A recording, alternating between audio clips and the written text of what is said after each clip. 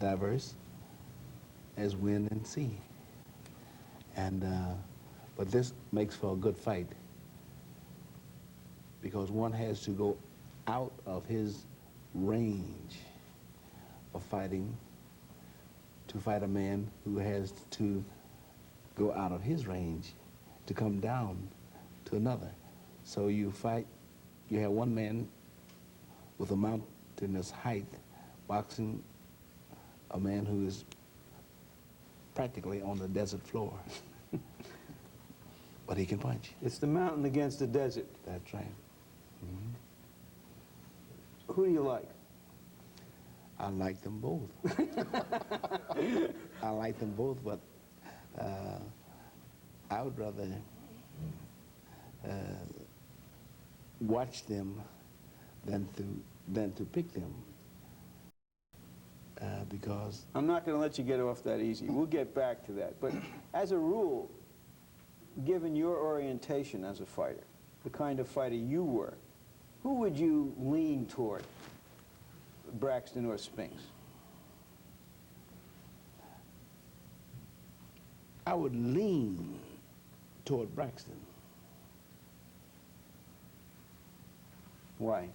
Why I would lean toward Braxton? Braxton has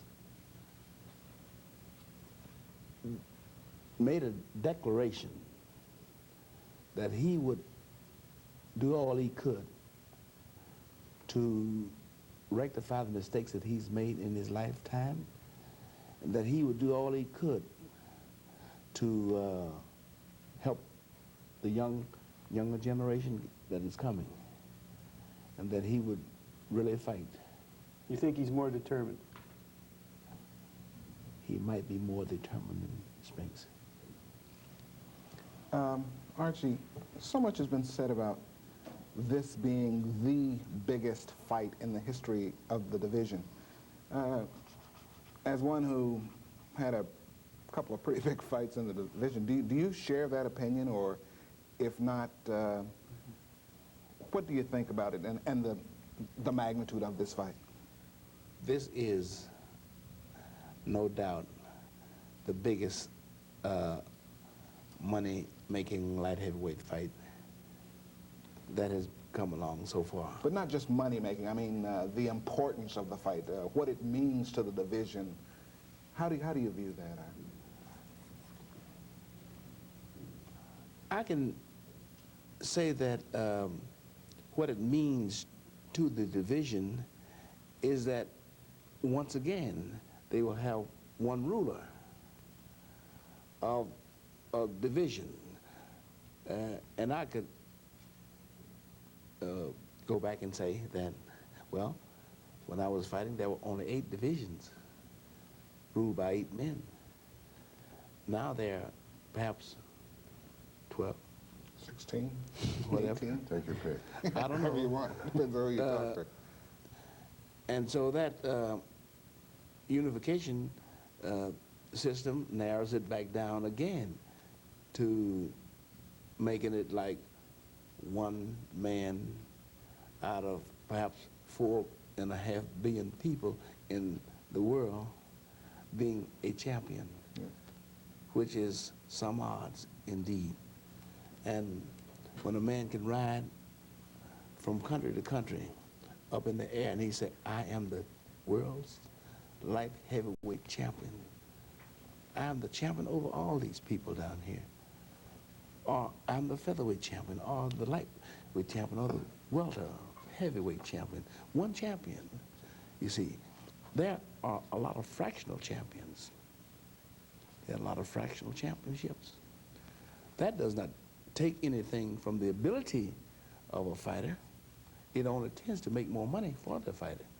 I like that part about it. Of course I do. But then too, when you're zealous of a title, then you say, this is mine. I am the light heavyweight champion of the world. I like that feeling. One of the things that struck me as you were talking, Archie, you're one of the few men, I remember reading the Ring magazines back then, who was rated #1 in 2 divisions. You were either that good, the talent was that bad, it was a combination of the two, or you just transcended what it was that they tried to make you, which was a light heavyweight. You also were rated #1 as a heavyweight contender. Did you, at that point, want the light heavyweight crown more than the heavyweight crown, or you just wanted a crown? Or did you use one as a stepping stone for hopefully the other? I wanted to go as high as I could, and I believed that I could win both crowns at the time. And the time was running late for me, even in those days, because when I won the light heavyweight championship, I was 36 years of age. Well, somebody once said that you were 44 going on 36. Well, be that as may, I was not really in the flowering of my youth, but I felt good. And I was a great athlete. I know that. I was a disciplined man. There's nobody trained harder than I, except Sandy Sadler and Henry Armstrong, when we trained for a fight. How would you compare Braxton and Spinks just in the light heavyweight division? Have you ever seen fighters like that? A fighter quite as short as Braxton, who's just a little over 5'6", who was an outstanding light heavyweight, or a fighter quite as tall as Spinks, who's 6'2" and something, I believe, as light heavyweights? How would you compare them to the top light heavyweights you've seen across the years? I've seen good light heavyweights across the years. I've seen Harold Johnson out of Philadelphia, who was an excellent light heavyweight. Ezra Charles wasn't bad. Ezra Charles was a great light heavyweight. Charlie Burley was a middleweight that could beat heavyweights. And so I had to drop Charlie's name in there because you can't say a great fighter without mentioning Charlie Burley.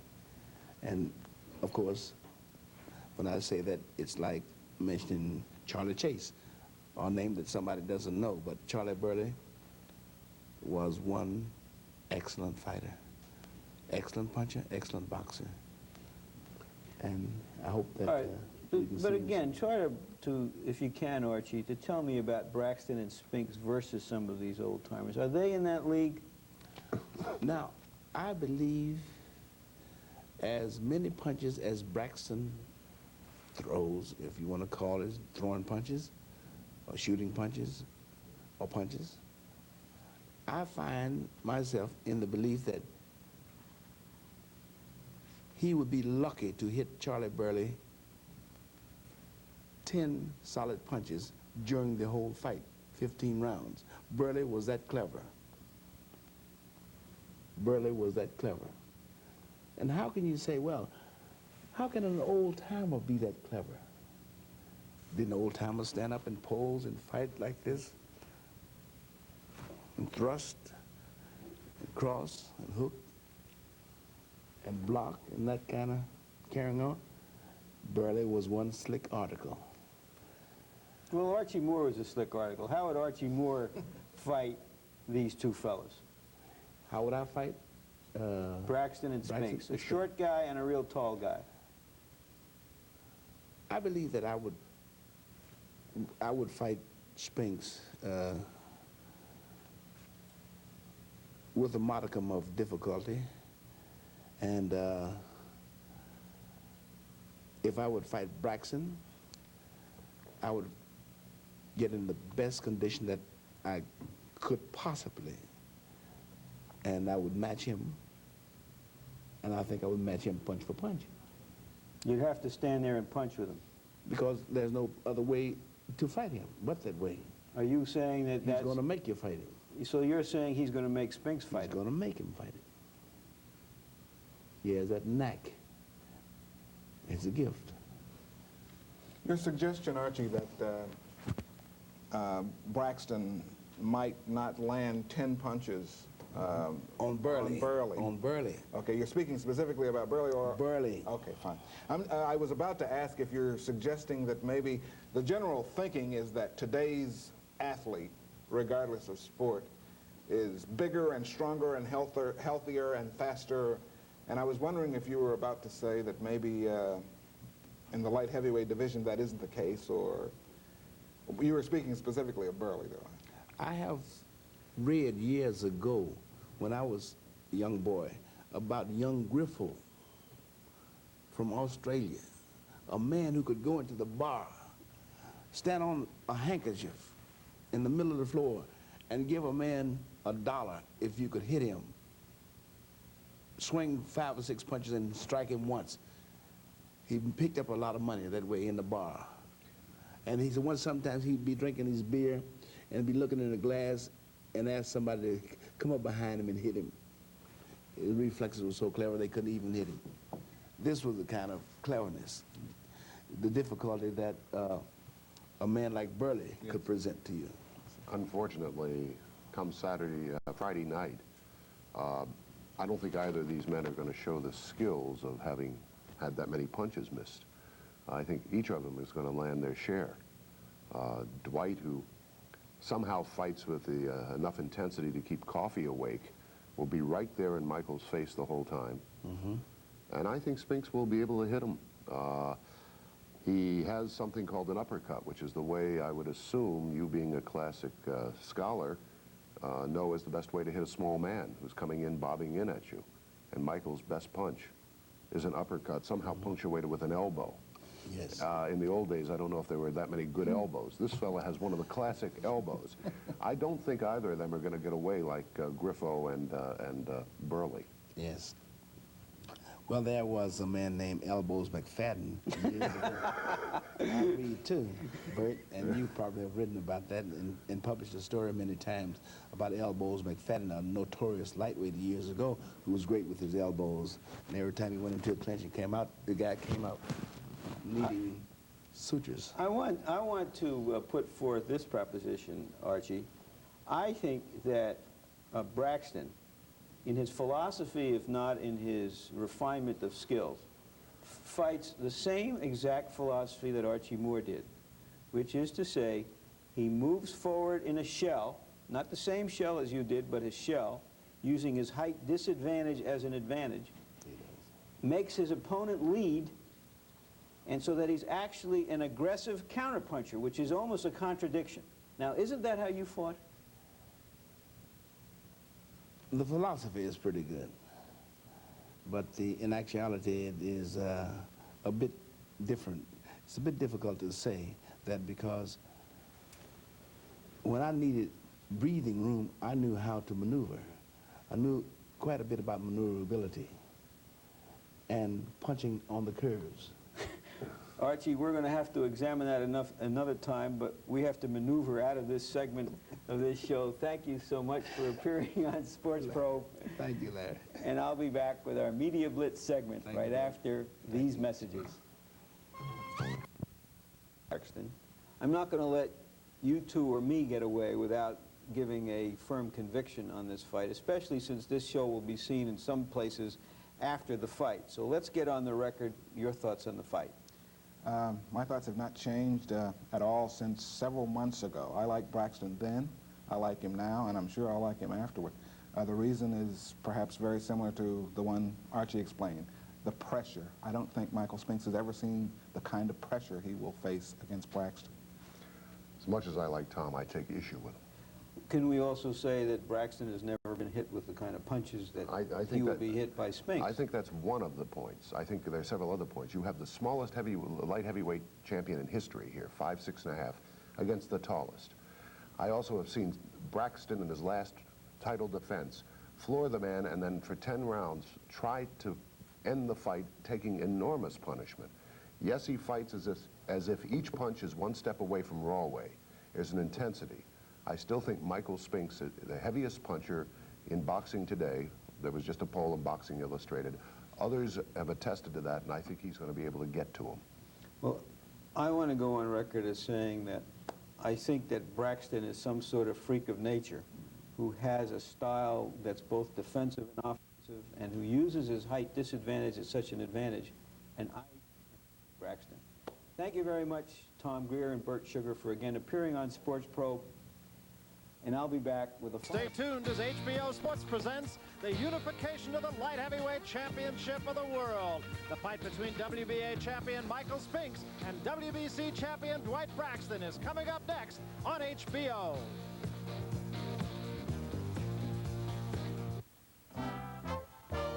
You're watching HBO.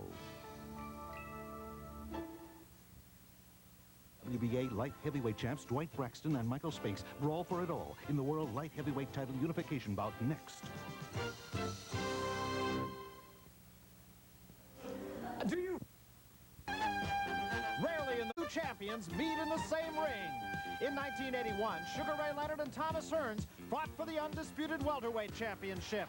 It was 14 rounds of high drama and sheer courage. And when it was over, Ray Leonard took home the unified title.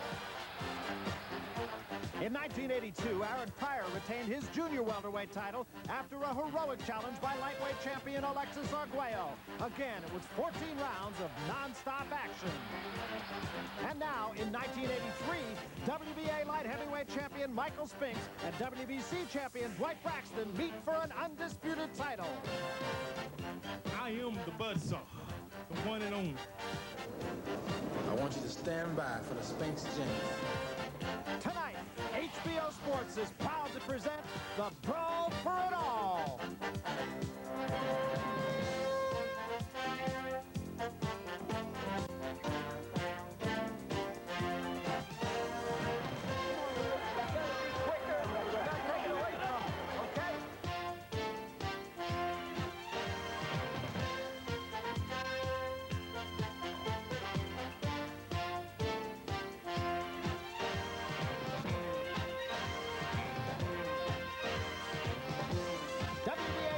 Michael Spinks meets WBC champion Dwight Braxton for the undisputed light heavyweight title.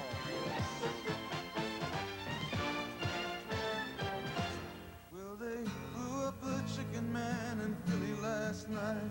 Now they blew up his house too. Down on the boardwalk, they're getting ready for a fight. Gonna see what them racket boys can do. Now there's trouble busting in from out of state, and the DA can't get no relief. Gonna be a rumble out on the promenade, and the gambling commission's hanging on by the skin of its teeth. Well, now everything dies, baby, that's a fact. Maybe everything that dies someday comes back. Just piece your hair up nice, piece yourself up pretty. Meet me tonight in Atlantic City. Meet me tonight in Atlantic City. And tonight, live from the Atlantic City Convention Hall in Atlantic City, New Jersey, HBO Sports presents World Championship Boxing. The main event, WBA champion Michael Spinks and WBC champion Dwight Braxton meet for the undisputed light heavyweight championship of the world. A unification fight is a rare happening in the world of boxing, and Atlantic City has come alive. The convention hall hosts the Miss America pageant each year, but tonight, the winner of this contest will wear a very different crown. Well, they're gathered here in Atlantic City for what is certainly the fight of this young year, and in just a few moments, all the conversation will stop, all the hype will be over, and the outcome will be decided in that 20-foot square. Hello, everybody. I'm Barry Tompkins, once again, along with the champ, where we talk about the hype, and we talk about the conversation, and in a case like this, an event that is such a major event, I have to think the fight outside the ring could be as important as the fight inside the ring, and Michael Spinks has been there before. He's had all the hype. It came in the 1976 Olympic Games, but Dwight Braxton really is not. But you know, Barry, ordinarily it would affect, the major lights and camera would affect a challenger or champion, his performance in the ring, because it gets tight. I think with Dwight Braxton, he's different, a much different type of individual. I really feel it's going to motivate him. The guy's incredible talent, tough. He's like a human tank. With us once again, of course, HBO's expert commentator on the sport of boxing, Larry Merchant. Everybody agrees, Larry, this is a major event, the biggest fight of the year, but people think so for different reasons. What are your own? Well, there's two reasons, basically. First, when you have two fighters of this caliber meeting, they usually bring out the best in each other, and if they do, we'll have a great fight. Secondly, it's the contrast in their size and in their styles as fighters. Although Spinks is tall and gangly, he really is the puncher of the two. And although Braxton is short and squat and the aggressor, he really is a better boxer, particularly inside. It's a sort of a fight between an angry turtle and a man-eating giraffe. Should be a great one. I can't wait. I can't either, and that's the story all around us here. There's no question about it. The light heavyweight division has always been rather the sob sister of the sport of boxing. Bunch of guys who are too big to be middleweights and too small to be heavyweights. But tonight, respect. The light heavyweight division goes back to 1903 and its first champion, Jack Root. And in 1939, a feisty Irishman from Pittsburgh named Billy Conn brought some excitement to a forgotten group of champions. He won the vacant title in a 15-round unanimous decision over Emilio Bettina, but he will be remembered for his glorious battles with Joe Louis for the heavyweight crown.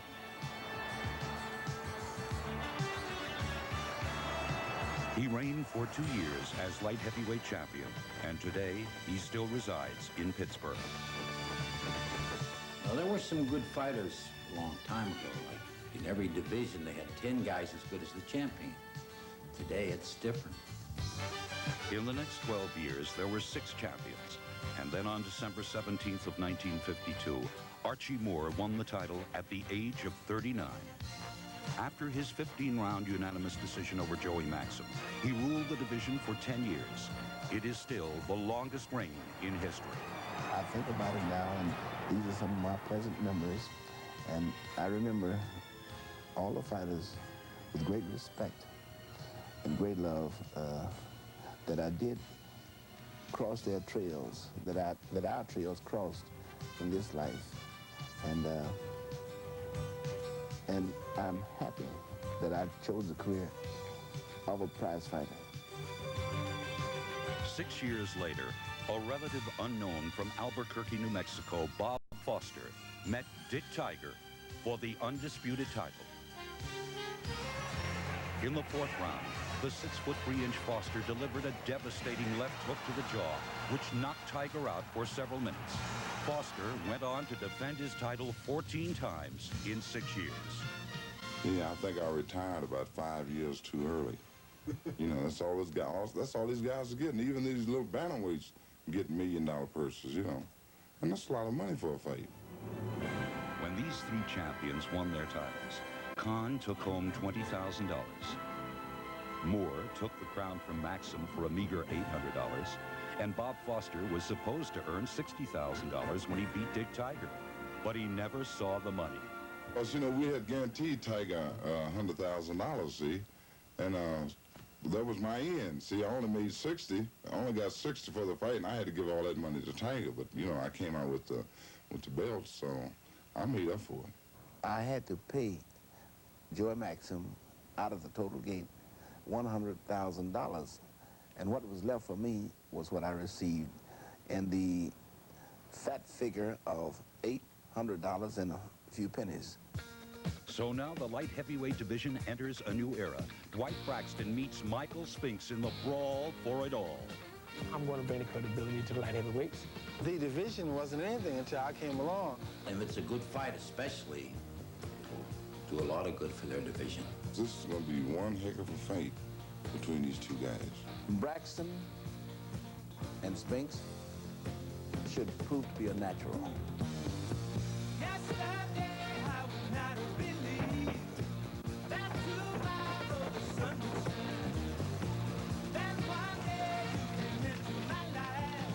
I am alive again. I am alive again.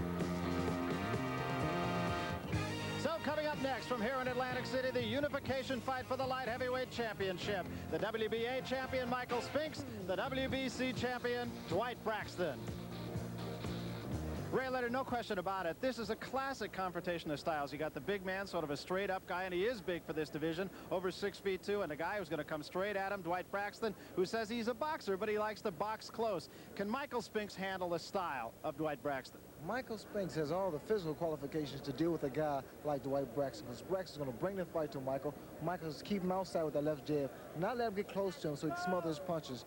It's going to be a good fight. I'm looking for an early knockout. These guys use 8-ounce gloves, which is, I think, very unusual for them. You said unequivocally this fight will not go 15 rounds. I'll quote you on that one right now. You know, one of the biggest questions asked is, who is Michael Spinks? Well, he's a guy who admittedly says he doesn't much like to fight. He doesn't like the idea of hurting someone. That'll give you an idea. Hello, students. I think I have a little story for you all about myself, my childhood. Not from the beginning, but say from the time I was in school. Michael Spinks grew up with 7 brothers and sisters on the near south side of St. Louis, Missouri. The ghetto is an arena for a neighborhood gang, a living nightmare for a young man trying to survive, and for some, a forum for thought. I always daydream. And I lay in the grass and I'd be looking at the sky. And I would just wonder. My mind would wonder, and I would wonder about me controlling my hand, and, you know, feeling my heartbeat. I was really very curious about life, I guess. I dedicated myself every day to training and getting myself really physically prepared, trying to make the Olympic team. And the Olympics is the biggest amateur event in the world.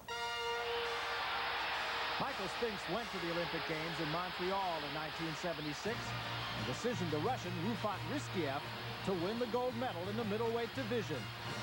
It was his proudest moment. My life had changed when I won the Olympics. And my life as a pro was my life as a pro. And I didn't know what to expect out as a pro. Michael's professional future was clouded by the unfortunate troubles of his brother Leon, who went from Olympic gold medalist to world heavyweight champion by beating the legendary Muhammad Ali. We ran a tight ship to get Leon the title, and Leon accomplished the mission. And immediately after that, it was the beginning of an end. After Leon won the title, there was just so many people on Leon. And Michael saw this, and I think that he wants the best for his brother, and he felt as though that the people that was, you know, trying to, like, get to Leon was the wrong people. I would try to say to him, Leon, let's get together. I mean, Leon, you're out there by yourself now. You need a friend, you know, and you don't have there's no one you can find to be a better friend to you than your brother. Okay, before long, Leon and myself, we were destined to become the first 2 brothers to ever win a world title. One day in 1980, Michael woke up and found his own identity. He rededicated his life to boxing. While sleeping during a training camp period, he would awaken in the midst of throwing a combination. And suddenly, he was a light heavyweight on his own mission. Michael had developed the most fearsome right hand in boxing. And finally, he had become a world champion.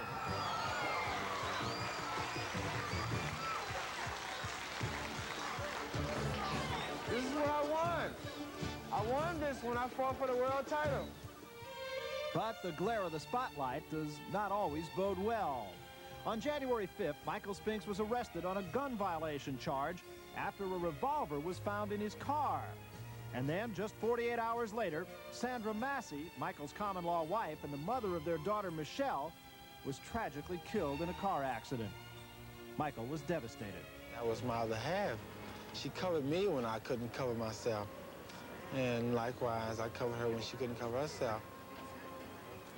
So it's tough, you know. I guess in time, as time passes, you know, I guess I'm dealing with it. But each and every time I think of my daughter and how she's doing, I get feelings of emptiness. You've got to bite the bullet, because always remember one thing, Michael. Yesterday you can do nothing about. From this day on, this is the first day of the rest of your life. She is in the flesh gone, you know, but in spirit she still lives within me. I'll stay in school. I'll stay in school. I'll listen to every last one of my teachers.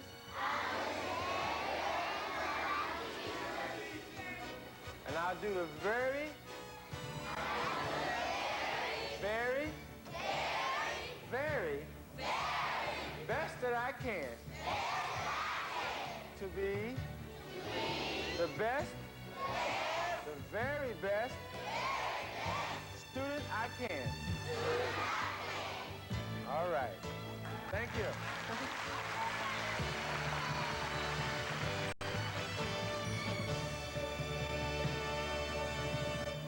An interesting look at an interesting guy. There was a very emotional scene, incidentally, just a few moments ago in Michael Spinks' locker as his daughter was brought to him. There were a lot of tears all around the locker room. How it affects him tonight remains to be seen. We've talked about the fact that it's a very special evening for very many reasons. With a few of those reasons, here's Larry Merchant.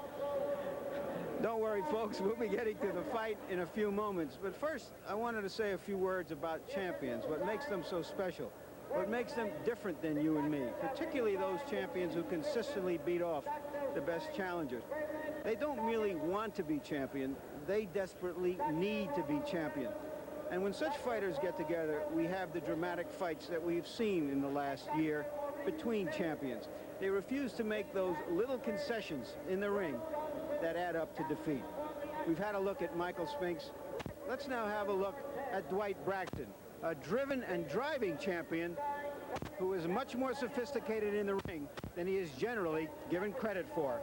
And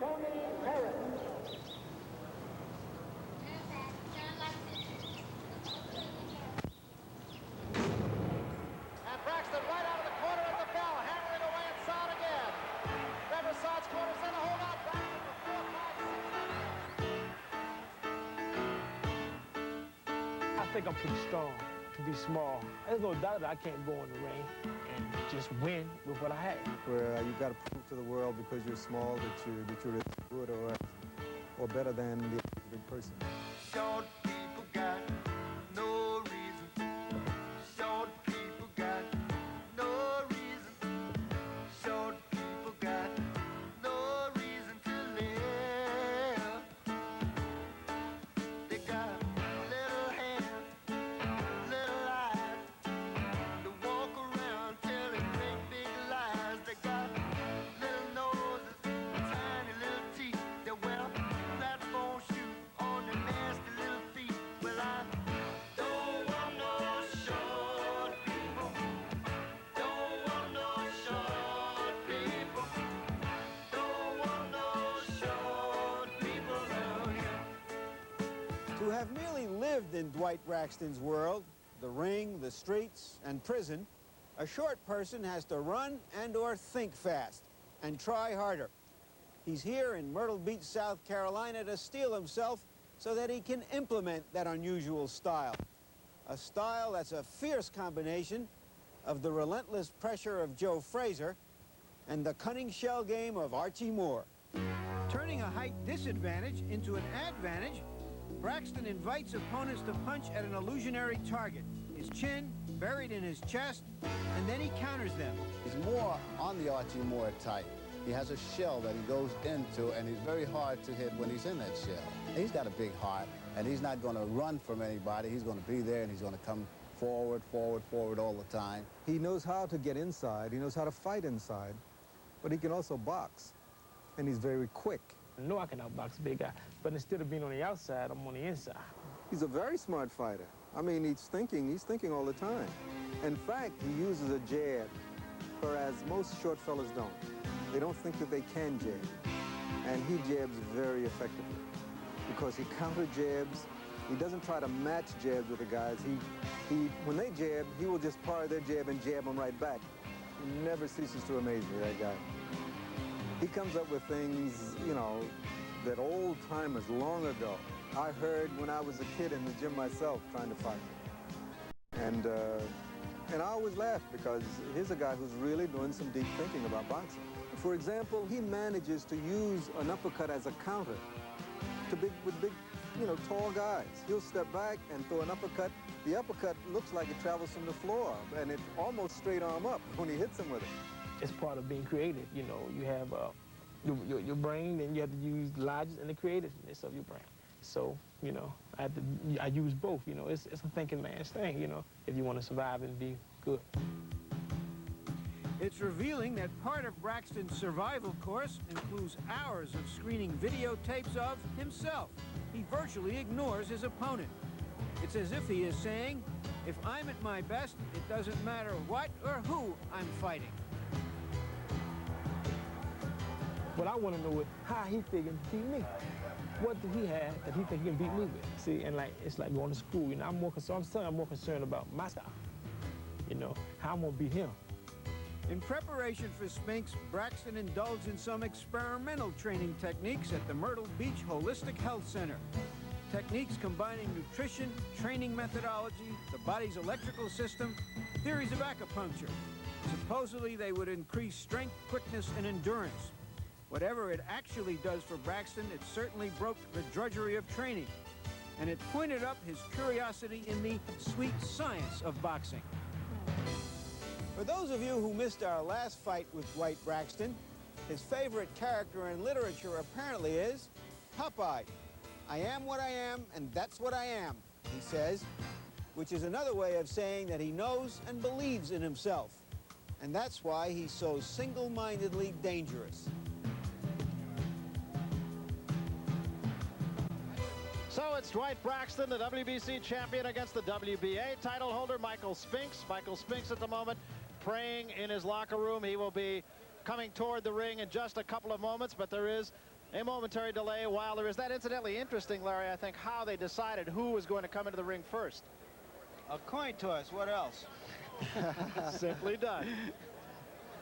Michael Spinks is a guy who comes in here, of course, with a 22-0 record. He has 16 knockouts. Dwight Braxton, 19-1-1. Did not start fighting until he was 25 years old. Now, there's a guy who's been around the ring. Interesting note here, too, is that many people compare Dwight Braxton to Joe Frazier, but Joe Frazier, or rather Dwight Braxton himself, does not make that comparison. In fact, he doesn't like it because it suggests to him somebody who's crude. Joe Frazier was a terrific fighter. There's Saad Muhammad, but he was mainly a left hooker, and he was willing to take 2 or 3 punches to land one of his own, and Braxton is anything but that. Saad Muhammad telling you how beautiful he is. And the cuts have cleared up since his fight with Dwight Braxton. I want to say this about Spinks. He's not only 22-0 as a pro, he hasn't been defeated in 7 years. I mean, he just doesn't know what it is to lose, and that's what makes fights like this so dramatic. Oh, in fact, it was before the Olympic Games back in 1976 that he was defeated, and the man who did defeat him was handled by Michael Spinks in 1 round in the next time that they had a go at each other. And that was before the Olympic Games, so he has not lost since. Michael Spinks now behind the banner starts to make his way toward the ring. Spinks, as we mentioned, 22-0. He has 16 knockouts. He says himself he fights his best when he's pressured. And Ray, I don't think there's any question he's going to get pressured tonight. Well, no question about it. Dwight Braxton's going to just bring the fight, turn the fight to Michael Spinks. Spinks has a tendency to lay back. And I don't think he's going to lay back too long because Braxton's going to be in there. You know, there's a lot of conversation about the Spinks jinx. What that is, incidentally, is his overhand right, which he considers to be his best punch. But the fact is, he can knock a man out with an awful lot of punches. And in fact, he has knocked opponents out with a left hook. He has with the overhand right, of course. He's knocked him out with a left uppercut, with a right uppercut, and with a right cross. So he has a lot of power in both hands and from a lot of angles. The key to this fight for Michael Spinks is those uppercuts to bring Braxton head up so he can hit it.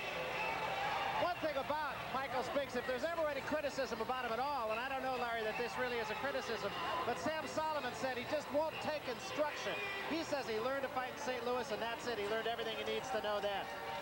I think that's true. In fact, Quenzel McCall, who's the main trainer of Dwight Braxton, did indeed train Spinks for 3 fights. And he had the same thought, and he quit because he said, he's not a guy that he's found out what's best for him. He's sticking to it. He doesn't need me as a trainer. Oddly enough, however, and perhaps revealing, they brought in Eddie Futch to be in his corner for this fight. They wanted Eddie Futch, the famous trainer of many champions, to go to training with Spinks, but he had an obligation to Larry Holmes for his upcoming heavyweight fights. But they brought him in for this, and it's a little bit odd because I don't know what a man could do who's never been in the corner with a fighter before. I don't know if Spinks will listen. If the old saying in sports is you dance with who brung you, and what got you here is what you should do when you get here. In In fact, Eddie Futch was in the corner one other time against Saad Muhammad. But there were 3 people in the corner that night giving instructions to Michael Spinks. So whether or not that holds true this time remains to be seen. Incidentally, in response to what we were talking about getting too much advice, and Ray, let me ask you this. Michael Spinks has said too much advice, not too little, has hampered most boxers. In fact, he included his brother in that. Is that a fact, you think? Yes, in fact, Leon plays a major role in the development of Michael. In fact, they help each other. This is that brotherly love that has made both of them as successful as they've been. Michael Spinks, all business, as you can see in the ring. He was like that earlier today at the weigh-in, too. Now, Dwight Braxton starts to make his way toward the ring. Hard to tell, really, which way this crowd is going at this point. And you see the fact that he is the shortest light heavyweight champion ever. In fact, 3/4 of an inch the shortest. But as he puts it, and I really love the way he describes it, he said, we're not going after rebounds. I don't have to worry about the height. Well, I tell you, he has the power to deal with those big fighters, those tall fighters. And my observation outside on the streets, talking to people, they've all said, this is a fight I wouldn't bet on because I don't know which way it's going to go. Dwight Braxton, when asked what kind of a style he would use to fight Michael Spinks, said, I'll go after him like a beaver with a hyperactive appetite lunching on a redwood. Braxton will definitely have to stay close to Michael Spinks, stay in his chest, not give him punching room. Spinks, on the other hand, has still an outside jab. Both these fighters, incidentally, very introspective. They're both kind of thinkers, and they both think of this sport really as a mental sport, and that's something that goes along with what you've always said. It's as much mental as it is physical. Mental stability is the key to one's performance inside those 4 squares. Both of them have also said that they aren't particularly fond of the sport, but it's a way to make a living.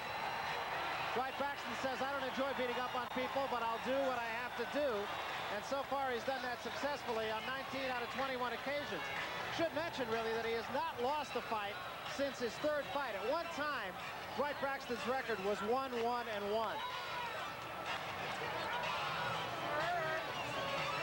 That was at the time that the people that are handling him now took over, and there is just utter chaos going on with the music being played here. Both championship belts being held aloft in the center of the ring. WBA belt, of course, from Michael Spinks. WBC belt by Dwight Braxton. If you'd like to sing along with the music here, feel free. Oh, yes.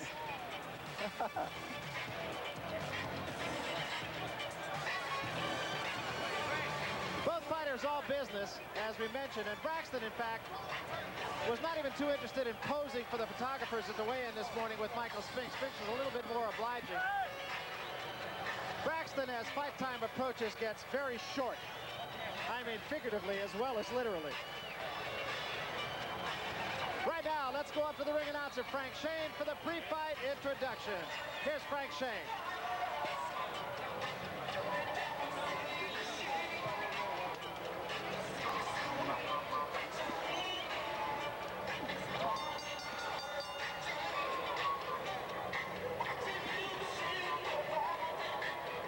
Your attention, please. This contest, 15 rounds for the unification of the light heavyweight title, WBA and WBC.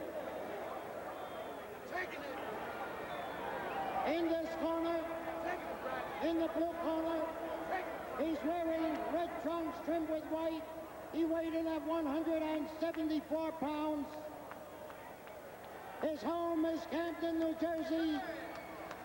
His career record, 19 wins, 1 loss, and 1 draw, scoring 12 KOs along the way.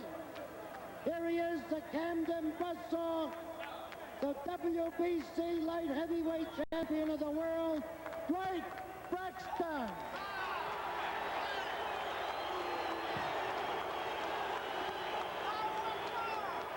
And his adversary in the red corner,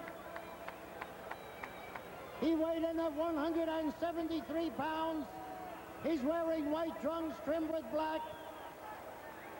His home is Philadelphia, Pennsylvania. He is a former Olympic gold medal winner in the middleweight division. He remains undefeated, 22 wins, scoring 16 KOs along the way. Here is the WBA light heavyweight champion of the world, Michael Spinks.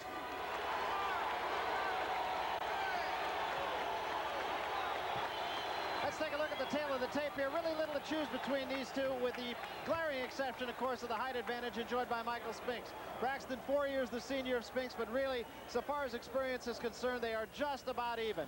Braxton 19-1-1. Spinks, of course, is 22-0, but Braxton has not lost since 1978. Spinks since 1976. Otherwise, 174 for Braxton, 173 for Spinks. Everything is comparable. Here are the common opponents. Johnny Davis, who we saw a little bit earlier, knocked out by Spinks in the 9th round, and he was the man who beat Braxton. But remember, that was back in '78. Braxton avenged that defeat with a 10-round decision. And then a fellow by the name of Wilburn, whom both men meet. An interesting quote, I think, from Johnny Davis, who said, "My 6-year-old son can beat both of them." Well, either his 6-year-old son is a hell of a fighter, or he is prone to make some misstatements. Larry Hazard will be the referee. Incidentally, the 10-point must rule is the way the fight will be scored. There will be no 3 knockdown rule, no standing 8 count unless the fighter is knocked off his feet or through the ropes. And here is the psychological game in the center of the ring.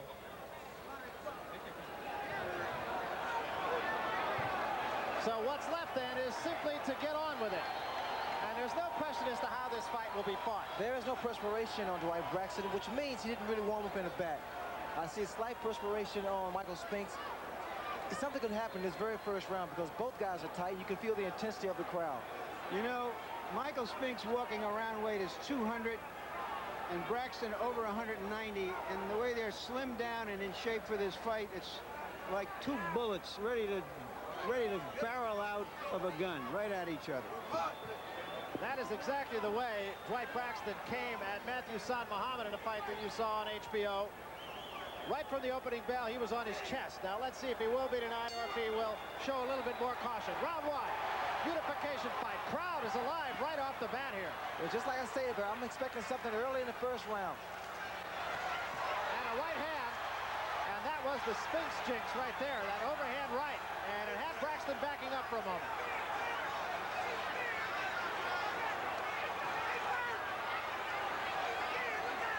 Spinks he's aggressive now from the very beginning. Spinks would like to have Braxton at long range if he can. He also said that he does not want to let himself get on the ropes. Braxton admittedly says, if I get him on the ropes, I will beat him. That left jab of Michael Spinks will be the key for him to keep Braxton at bay. Instead of that left jab. Braxton has a very good left jab himself. Very stiff, gets him in sideways that he can do damage.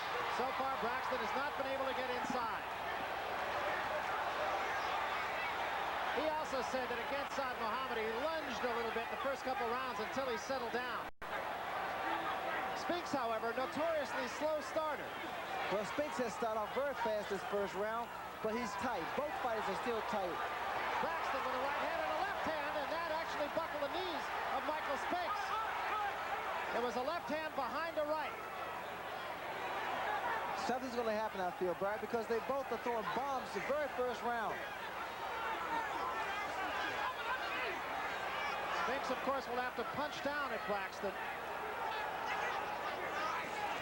And that is pretty much the way he likes it. Of course, because of his height, Spinks has to punch down on almost anyone in this weight division. Well, Spinks can't afford to stand straight up, too erect. Because Braxton comes, he throws that jab to the body, to the head, then he comes with that crushing right hand. Braxton actually was questioning Spinks' defense. Said another good right hand by Braxton drives Spinks back to the ropes. That was a slip. And now Spinks hammers it. The first time it was not a punch. Braxton on the ropes now. There's a little bit of undue excitement here. I don't believe that first punch was so hard.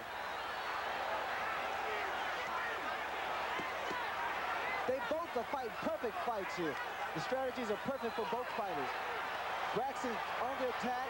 Michael Spinks moving, getting out of the way of danger. Very good round for both fighters. I started to say, if Braxton was saying that if Spinks fights the fight he's always fought. He is wide open for almost any punch that Braxton would throw. Braxton said, I would be surprised if I never have to hit him in the chin.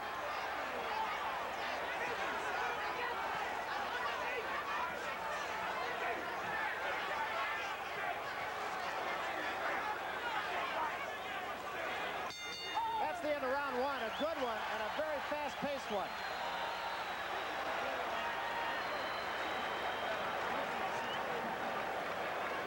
We'll take a look at that little flurry in the corner after Braxton slipped. Braxton is covered up very well. Spinks is trying to find him with that uppercut. There you see Braxton sticking his tongue out at Spinks. Braxton not getting much punishment, but all the punches were being landed by Spinks.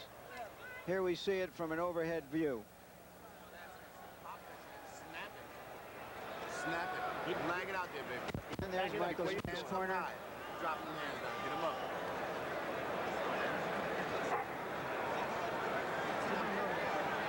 Steve, can you get some rosin, Steve? Okay, second down. Spinks' strategy coming into this fight, according to Eddie Futch, would be not to throw the right hand, to try to make Braxton lead, and to use his left unless he saw a big opening. Second round, little to choose in a fast-paced first round. Braxton has that natural defense positioning because it's like a turtle. He can tuck his head inside his shell and protect himself at all times. And you never really get all of him. It's very difficult to hit him because of broad shoulders, and he gets down very low. And when you go down to meet him, he comes up with that good stiff left jab. Both these fighters just impeccably conditioned for this fight. There was some talk that conditioning would be a factor. I really do believe both men are in peak condition. Oh, they're both in excellent shape. And Spinks cannot continue to throw those straight punches. See, the jab is okay, but he'll start bringing some punches under. That uppercut, left and right uppercuts. Braxton has not been in as close quarters as one might have expected thus far. I really feel this is a fight that Braxton wants to really work Michael Spinks because Spinks doesn't really start off this fast. That was a pretty good right hand by Michael Spinks, but it did not do a lot of damage. The crowd will mislead you, really, in some cases. It is a very exuberant crowd, but so far through the first two rounds, it has been exuberant in some cases without cause. Both fighters have to be careful at all times. For Michael Spinks, he can't throw punches inside then come up with his head straight in. He needs to move away under, slip under. Braxton can't just stand there and can't telegraph his punches because you know there, Spinks comes back. One of those four punches scored by Michael Spinks. Braxton actually taunting him on the ropes here. That's the key for Spinks once again. Make Braxton throw it, miss, and then capitalize on it. And that jab is going to do it.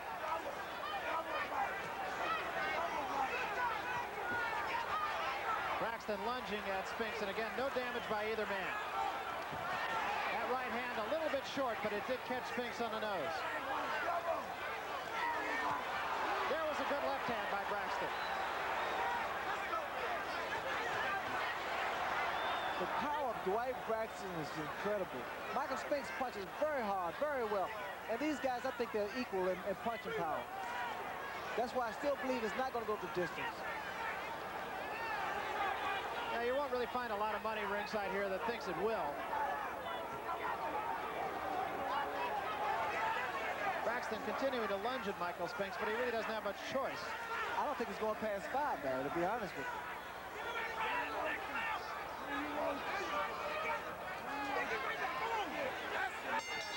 That's the end of the second round.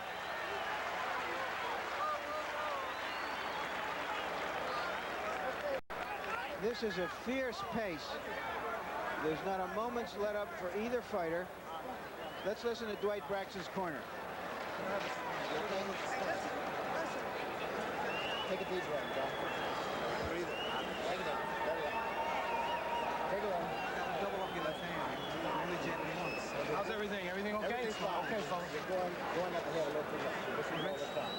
But you're gripping on the knee. Still your body. Take your time. Let's go on the body. In no hurry. And this is a moment of time. So let's go underneath. Keep your hands high.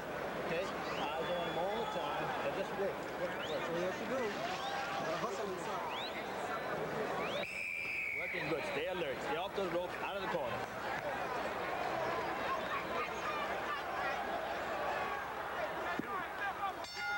All right, the advice from Braxton's corner was to throw the jab more often. And double up on the left hand. So this is the third round. Dwight Braxton on the right of your screen, red trunks. Michael Spinks in the white trunks. No mistaking these two. I noticed that in the last round, when Braxton was resting, he was breathing very heavily. And he was complaining about a virus that he had. And it could be a factor here. Although I believe, Larry, if I'm not mistaken, you had a chance to talk with him, and he said he wasn't being bothered by that. He sounded clear-headed when I spoke to him earlier today and yesterday.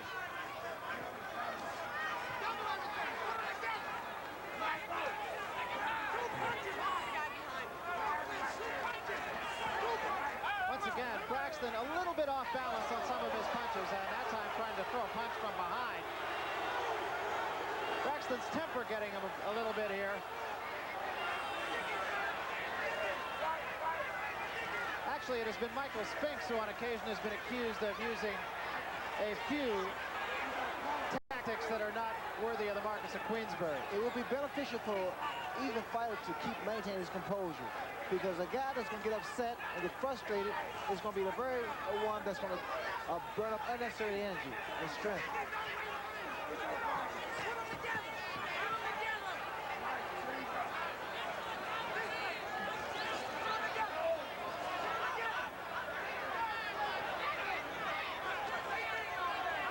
Spinks has successfully been able to keep Braxton off him pretty much.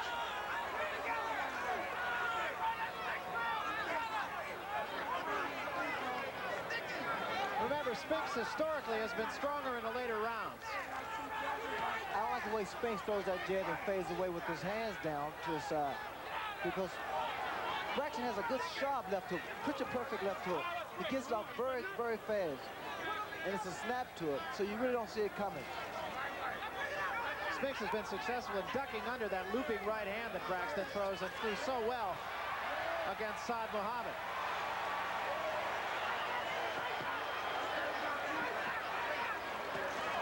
That's the left hook I was talking about, bro. You see the way it comes out, he snaps it.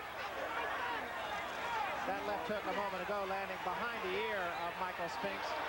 Spinks keeping the jab in the face of Braxton, and while it's not really doing any damage, it is keeping him off him. There's a good right hand by Braxton, and it traps Spinks against the ropes, who spins away. That left jab of Spinks is keeping Braxton at bay. It's not giving him time to set his punches up. Yeah, it's not a particularly damaging left hook, but it's just keeping his man off him enough. But he has to get that jab. Every punch that Spinks throws, he has to get back soon enough. He's snapping back because Braxton's going to come back with something. He's going to counter. I'd have to think of this as a pretty good round for Michael Spinks. Here's a program reminder from HBO, the World Figure Skating Championships. An exhibition of champions comes your way Tuesday, March 24th, 7:30 Eastern, 6:30 Central. And I was there with JoJo Starbuck, one of the top professional figure skaters, so you can see the newly crowned 1983 World Champions in a spectacular exhibition from Helsinki, Finland only, right here on HBO.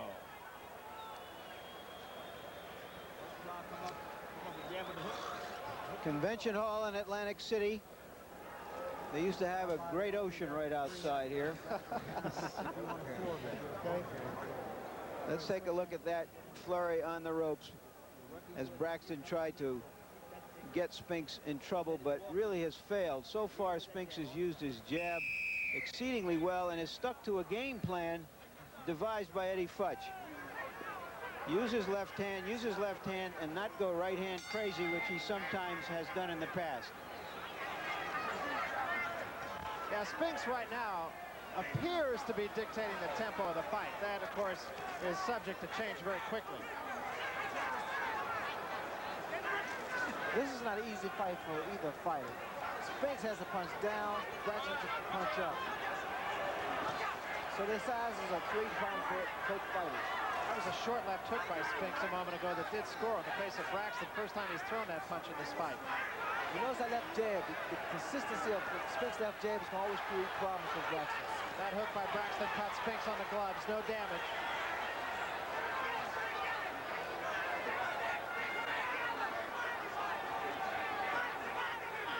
Braxton wants to get right into Spinks' chest and work his body, work his head. But the jab of Spinks has not allowed him to do that.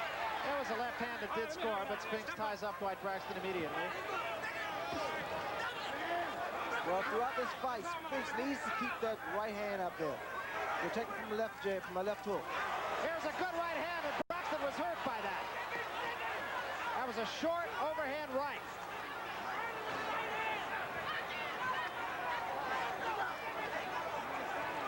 See, Braxton can't get set. That jab of Michael Spinks is doing wonders for him. Now he's starting to throw the uppercuts. And as you mentioned, he uses the uppercut to set up the right hand. Raise that chin up. Those left and right uppercuts will raise the chin up of a shorter fighter. Spinks, for the last round and a half, has been very effective. And that jab is scoring consistently now.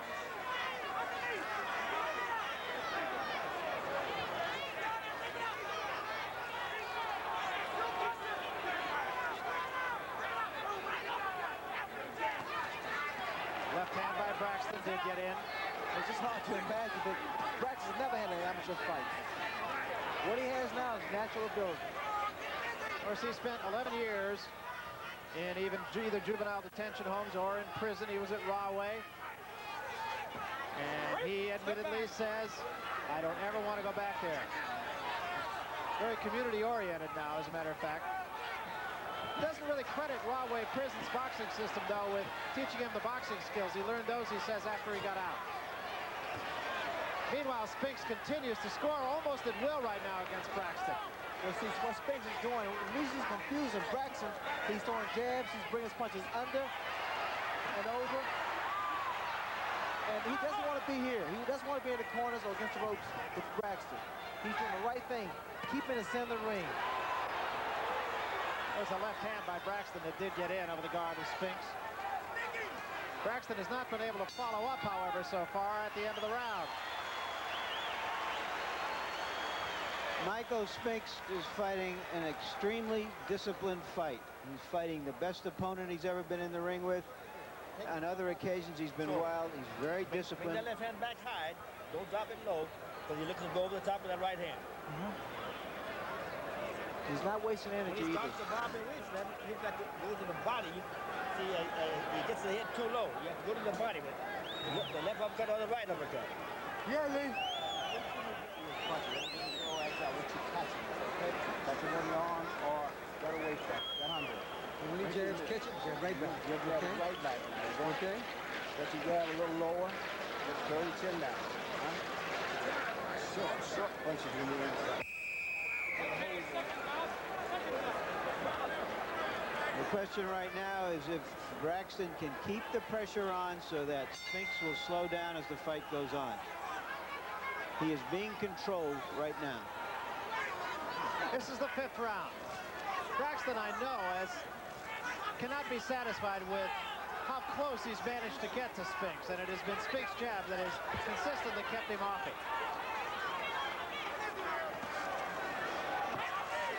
Spinks has also successfully managed to keep the fight pretty much in the middle of the ring.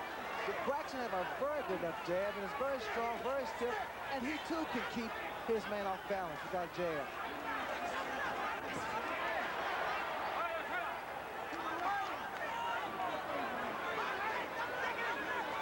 Eddie Futch in the corner between rounds, you might have heard tell Michael Spinks to go downstairs a little bit more when Braxton's head drops. You notice there, Braxton threw a right hand to the midsection of Michael Spinks. Those are very good shots, and they take their toll in the later rounds.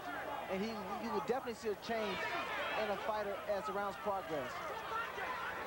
If you want to slow a man down, work his body, he will slow down. And also his hands will drop eventually. Neither man has sparked, neither man has really been hurt. Each man was stunned once. I wonder how long they can keep this pace going, because the first round was a very fast pace. And Michael Spinks is not known for starting off very fast. He was very aggressive the first few rounds. Well, as Larry Merchant mentioned, neither man has ever met an opponent of the caliber of the man he's in there with tonight. That was a good uppercut. Those are the punches, Barry, that I was talking about. Those uppercuts. Raises the chin up of the opponent, and he's able to come back with the right hand. Both men use the uppercut with great regularity. Braxton will even counterpunch with the uppercut occasionally. The reason that Braxton's having so much trouble with Mike because Mike is not a stationary target. He's moving. He's using that jab. He's lateral movement side to side. You notice he goes left, he goes right. He's not just going one way. There was an uppercut, and it came behind a left jab. It was a left jab and a right uppercut. Braxton right back on him. And Braxton scoring with a combination for what might be the first time tonight. Well, see, what Spinks doing now, he's letting Braxton get a rhythm going. You can't do that. Braxton backs Spinks into the ropes for a moment, but Spinks quickly gets off of there. As Ray Leonard mentioned, he does not want to be there.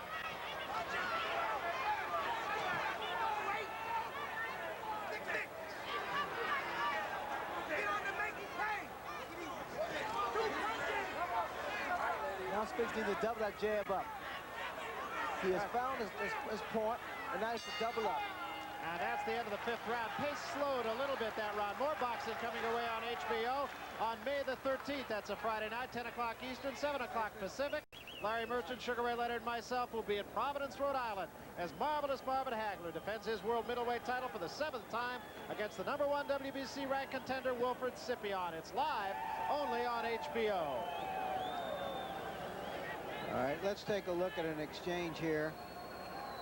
This perhaps was Braxton's best moment in the fight so far. A couple of left hands, and he landed a number of left jabs in that round. So far, this fight has become a battle of wills and left hands.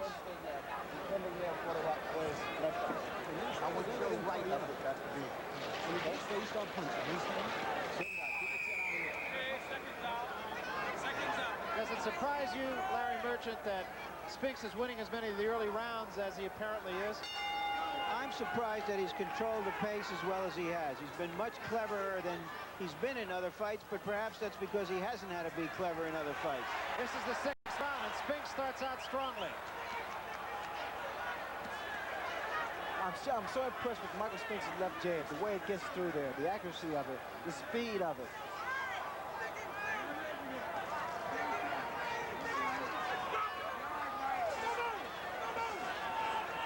The esteem of the winner of this fight will raise considerably just by virtue of the fact that whoever is the loser, as we mentioned earlier, will have been the toughest opponent either man has fought. There was a good right hand by Michael Spinks, but Braxton ducks under a barrage and takes the right hand from Braxton, who sticks his tongue out at him. Braxton uses psychology. You know, he smiles, he sticks his tongue out, and that's just to make the fighter feel he's not hurt. A lot of good punches are thrown by Michael Spinks, and a lot have landed. But Braxton's using psychology now.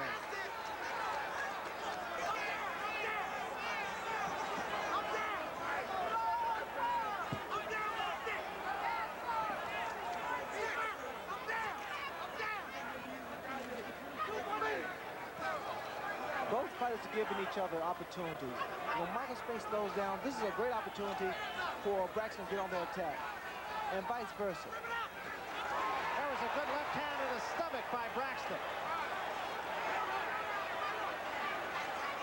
Braxton said he was going to try to go downstairs with some degree of consistency, and he has done so.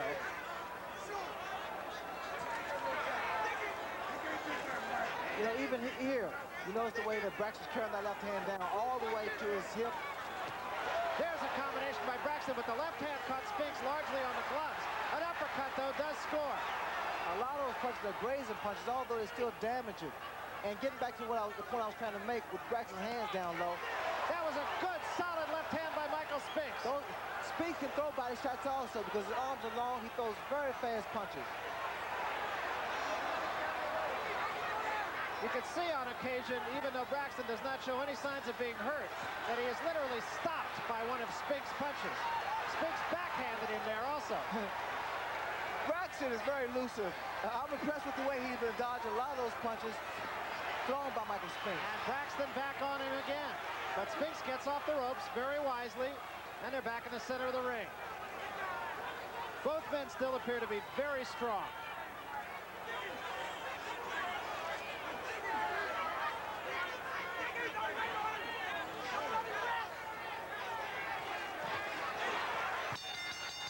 At the bell.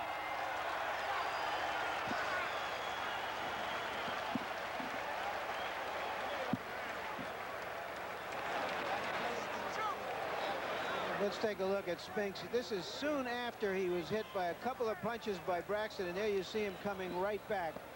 And when we were talking about championship fights between champions, that's what I mean. They refuse to step back. When they are hit, they want to come back immediately and reassert themselves.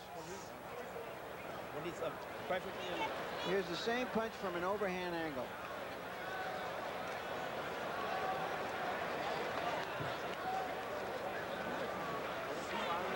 I would think about now, Ray, that Braxton may be getting a little bit frustrated. He's frustrated, yes, and I see signs of fatigue setting there because he's been missing a lot of punches. He's been caught by a lot of punches. Put it on forward, man. Come on,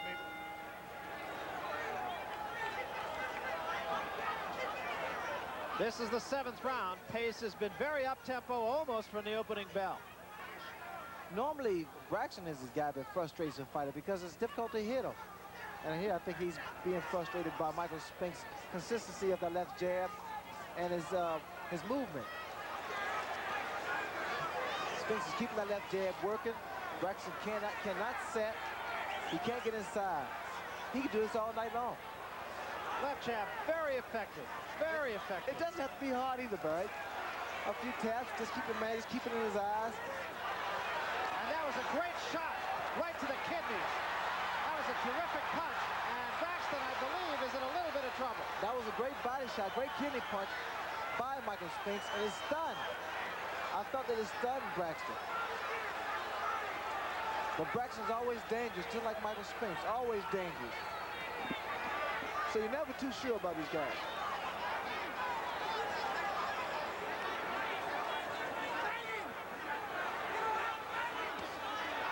Spinks right now clearly controlling the fight.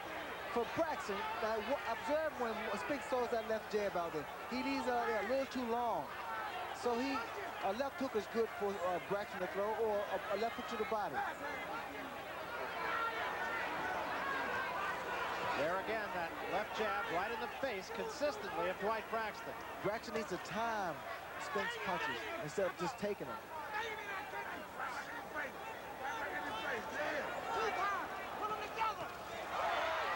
Combination by Spinks, scores on Braxton.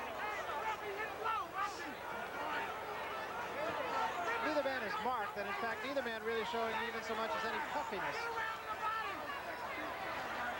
Well, the defense of both fighters has been superb.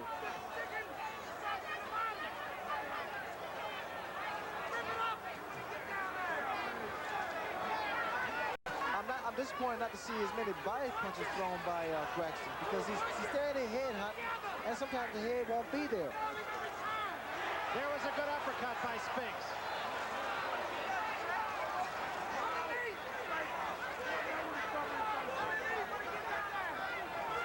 You see there, once again, Braxton goes for the head and he misses.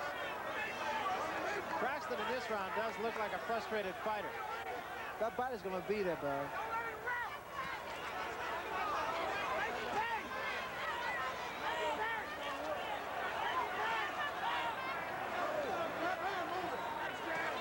Michael Spinks can keep this up all night long. Just pop shots.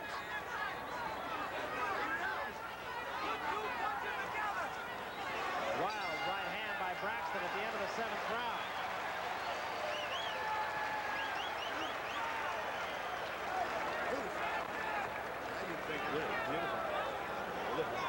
Take a deep breath, Mike. Take a deep breath. Hold it. Do it fast enough. Yeah. Take another deep breath to set up straight. Yeah. Hold it. Yeah. Okay. Let it go. Here's Spinks, who was beginning to dominate the fight. That was an awfully good right hand to the body. I said earlier, Ray, that Braxton was part Archie Moore and part Joe Frazier. I think he's going to have to forget the Archie Moore part and come on like Joe Frazier and try to dominate his man physically rather than with his boxing skills. I definitely agree, Larry. He has to be more aggressive, get inside, work the body like Joe Frazier did in the past. Slowest man down. This is the 8th round. Braxton comes out of his corner breathing rather heavily. Actually, that shot to the kidneys by Spinks in the last round could have been the best punch of the fight. That was a great punch to the kidneys by Michael Spinks. Those are the kind of punches that slows an opponent down. I don't believe that's a knockdown. That is not a knockdown.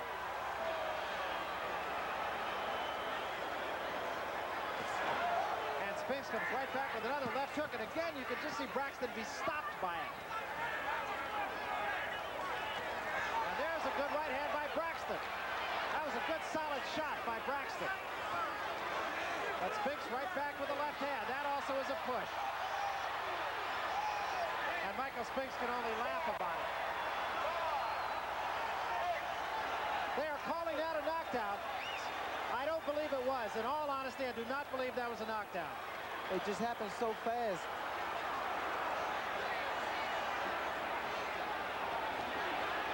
And Braxton is right on his man. I don't even think Braxton thought it was a knockdown. Well, I'm sure he will accept that. No question. Now, see, this is where Braxton wants Spinks, against the ropes. There's a good right-handed counter punch by Braxton. And Braxton back across the ring. Tries to hold Spinks and hit on hold. Now it's Braxton against the ropes. And again, Spinks goes down, and again, it is not a knockdown. It's the 3rd time in this round. They called one of them a knockdown. The ring is not really that steady either. Here in the corner where we're sitting at, the ring is unbalanced, is uneven. I think what's happening, too, when they get in close quarters is that Braxton is stepping on Spinks' toe. Not intentionally, but... It's an awkward fight for both fighters, especially inside with all the clinch and hold and wrestling.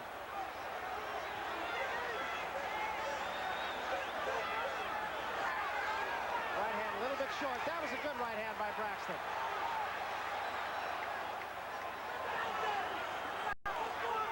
If Braxton double his punches up sometimes, go to the body, come back to the head with that same punch.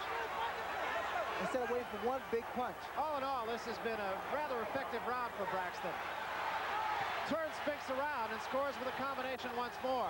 Now he has become a Joe Frazier. He has become more aggressive. And if he can keep this up, we may see the tables turn. But he has to keep going. Spinks covering up a little bit here, too. And just a little bit of the starch has gone from Michael Spinks. That's not to say that it'll last for the rest of the fight. Braxton very definitely the aggressor now, forcing the action, and has Spinks backpedaling. I see fatigue in both fighters. More so in Michael Spinks.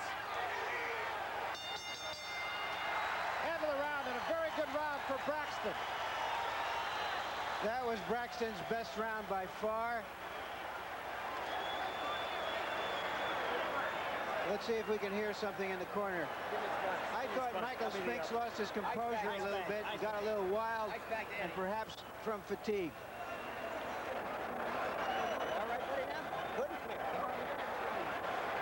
Let's take a look now if we can catch that knockdown. I thought it was a knockdown, Ray. Even though it wasn't a devastating punch, he fell as a result of a punch. He hit him in the... Spinks is an awkward fighter very often and off balance, but as you see, it was a punch that put him down. He was also standing on his foot. Well, that helps, too. Come on now. Shades of Chuck Wepner and Muhammad Ali. That was a very good round for Braxton. If he can keep it up, stay aggressive. This is the 9th round. Now let's see if, in fact, Michael Spinks is tired. He comes out with a left uppercut right at the bell. It is possible that Spinks could have been just pacing himself in that round. And he does pick up the tempo a little bit here to start things. Well, that wrestling, all that wrestling holding, will tire a fighter out.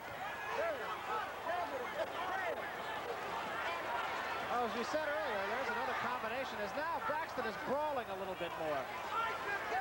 Well, this is what Braxton needs to do and wants to do. Get inside, work his man. outpower his man.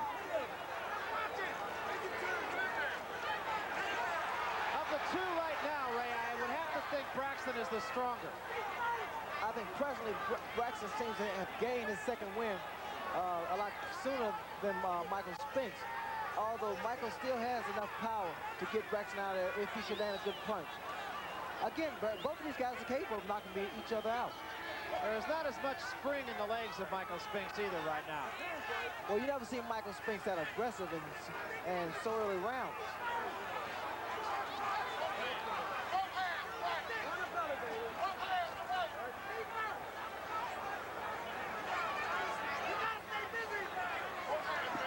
I don't like what Mike's doing when he runs away. When he runs away, he could be hit by a blinding punch.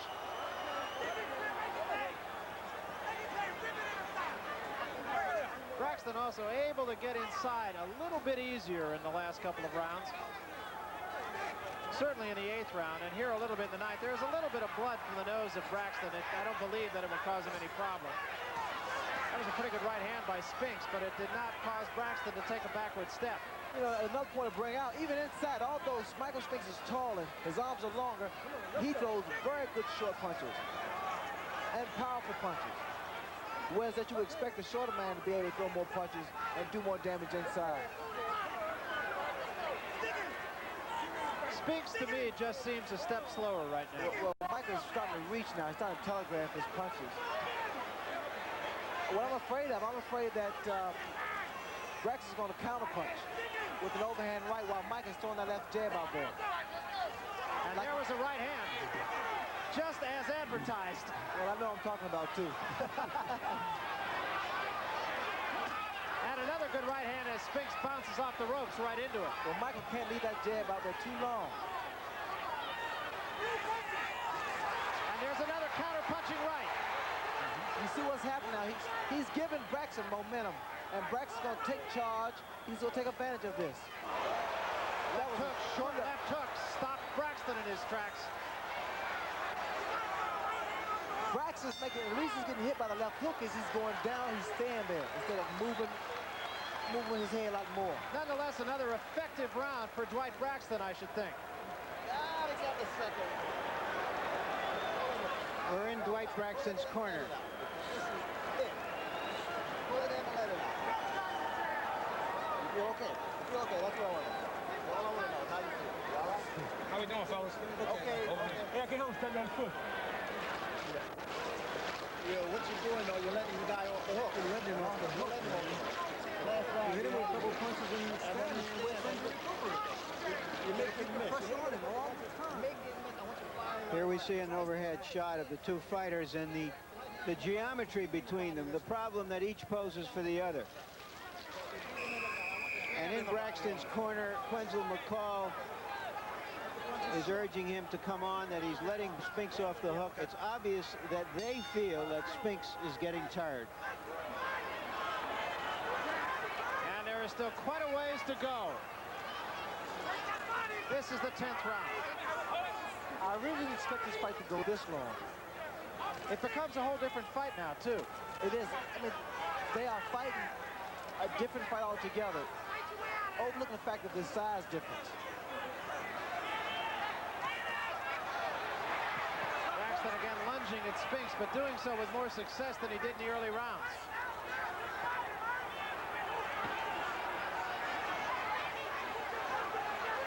This is what Braxton also wants.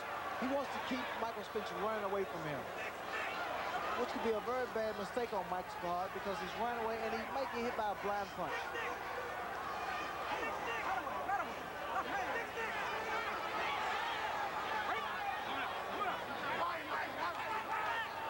Remember, Dwight Braxton has not gone more than 11 rounds. Now, there's a combination and a pretty good uppercut thrown by Spinks, and it really didn't seem to have any effect.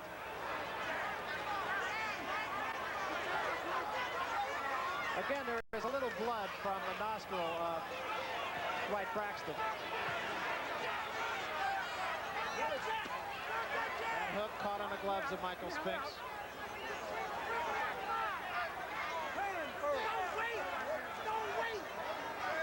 Mike's goes to the body of Braxton sometimes. He's tried the head, and you see that Braxton takes a very good punch. He should start working the body sometime. This is the 10th round. There has been one knockdown, and that one is an arguable one. That by Braxton. I can't understand. Braxton throws a good... He throws a good left jab. He gets close, and I don't know why he's holding that right hand back.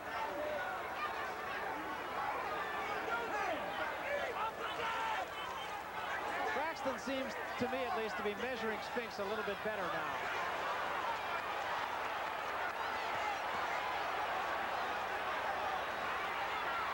And most of those punches missed. It's difficult to hit Braxton because he's on his swivel. You know, he slips and slides, he bobs and weaves. Braxton looking to counterpunch here and doing so effectively. Now, once again, there should be some body attacks on both fighters. They exerted themselves a great deal that round.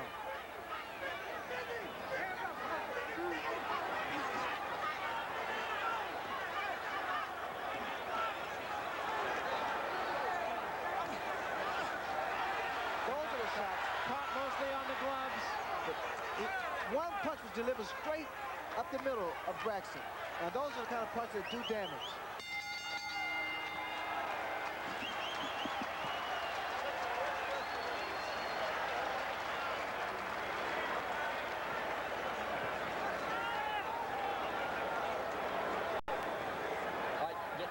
Give me the sponge. I mean the ice. Okay. Give me the uppercut. Stick with the uppercut, Mikey. Very much. Stick with the uppercut. Left uppercut and right uppercut. All right, so right uppercut, Mike. They're advising Spinks to throw that uppercut. Let's see what he can do with it. There it is. It hadn't done much damage. Both of them are practicing what Archie Moore used to call escapology. Escapology. They're a little bit tired, and there are a lot more punches that seem to be missing and hitting right now. Let's go. The last third of this fight will tell the story of the fight. We come to the 11th round. Spinks again comes out quickly.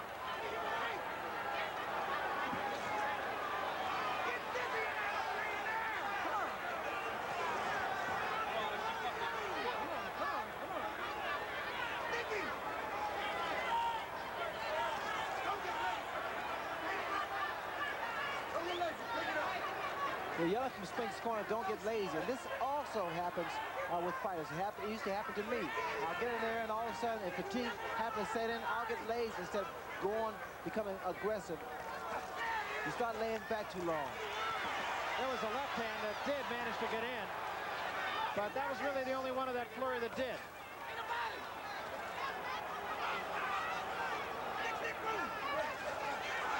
That was a beautiful combination. Double left jab and right hand. And another right hand with a left hand behind it. And see now, this is once again, Spinks should keep going. He should keep this attack going. Because when you hurt a fighter or hit a fighter with a series of punches, what happens? You discourage him.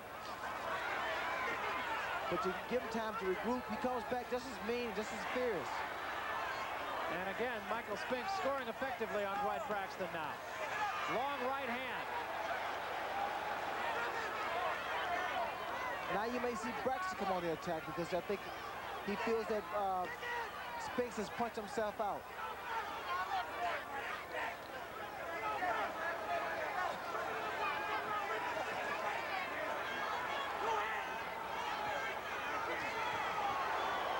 This has been a very up-tempo round for Michael Spinks. That was a good attempt by Spinks. He threw an overhand right, lead off right.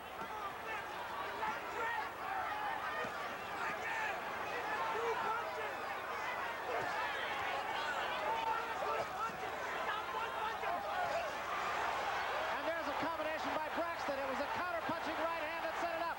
Spinks is in trouble. Back to the ropes. Tries to fight his way out. Takes another right hand and a left hand up on his shoulder. You see what happens, Barry? All of a sudden, Braxton retaliates. He comes back very strong. He waits, he comes on strong. And right now, Michael Spinks is on his bicycle.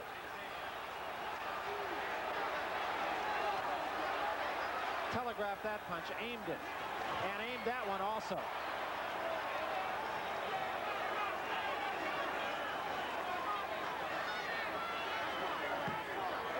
Braxton seems to be waiting for an overhand right. It seems as though he's trying to set up, but Spinks won't cooperate. He won't stay stationary.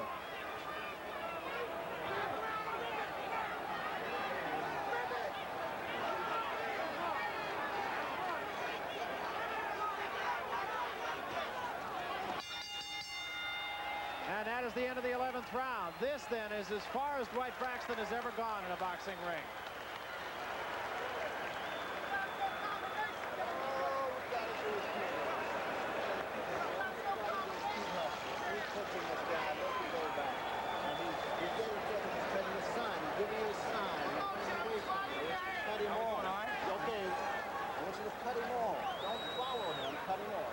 There you see Braxton trying to draw Spinks into leading so that he can retaliate, bringing him into range.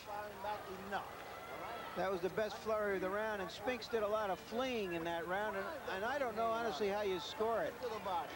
When a fighter is running that much, some officials will score it by the fighter who is dictating the tempo. I want you punching back now. On my scorecard, gentlemen, I have Spinks well ahead, 6 rounds to 3 and 2 even.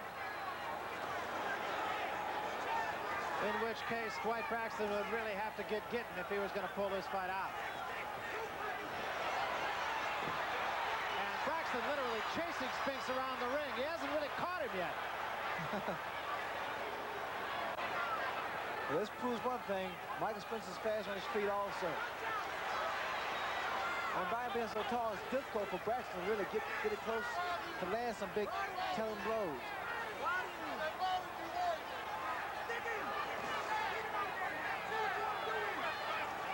Another good punch for Braxton throws a stiff left jab straight to the midsection. Braxton has been headhunting, really, as you mentioned, Ray, a lot more than I expected he would.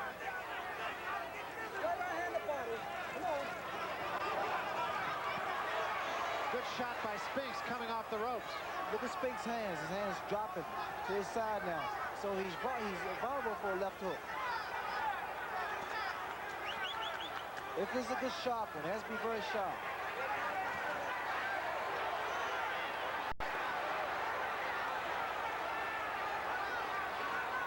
Still a little bit of blood for the nose of Dwight Braxton. There was a good shot by Spinks.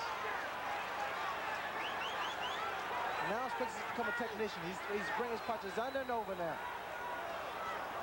He works a jab to the head. He turns it into an uppercut. And he tries to set his man up for the right hand. You know, it's interesting. We were talking about the fact that if there was any criticism of Michael Spinks at all, it was that he didn't listen to advice. So far, he has followed every word that I've heard in his corner. You watch the way, Barry, once again, Barry, I hate to be redundant, but this is what the point I'm trying to bring out. The way Spinks is throwing that jab, and then all of a sudden he turns his left jab into a left hook or to a left uppercut.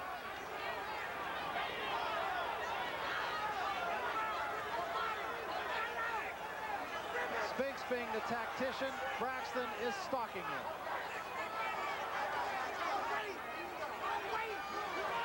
Braxton just wants to land one big punch to slow Michael Spinks down.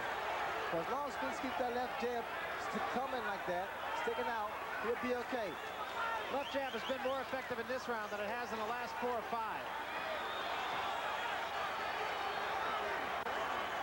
You can't bring it back too slow. The jab has to come back very fast and straight back up to his chin. And it's very effective right now. Very effective. Now he's really doing a boxing job on Dwight Braxton. Utilizing the whole ring. And he took a right hand and he gets out of there. Braxton is right on him. Braxton just can't come up with the punch that he needs, though. Spinks covers up, takes the right hand at the bell.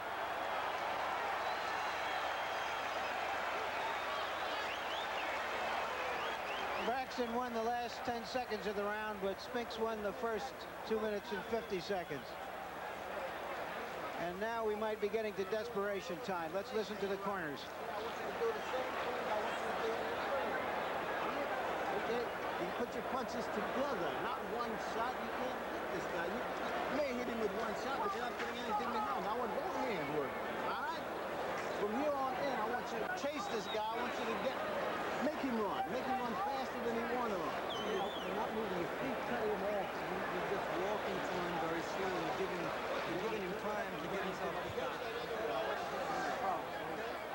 What you're seeing at the end of that round is what Quenzel McCall has just told Braxton he has to do for 3 minutes of the last 3 rounds. Round 13. It has been a good, intelligently fought fight, particularly on the part of Michael Spinks, who has been more effective with his strategy than Dwight Braxton has with his. You know, normally Michael Spinks wears a knee brace from his left knee. They hurt his knee running back in 1979, and he did it running on concrete in Army boots, and as his physician said, something had to give, and it wasn't going to be the concrete, and it wasn't going to be the boots. There's a good shot by Braxton. That was a beautiful shot by Dwight Braxton.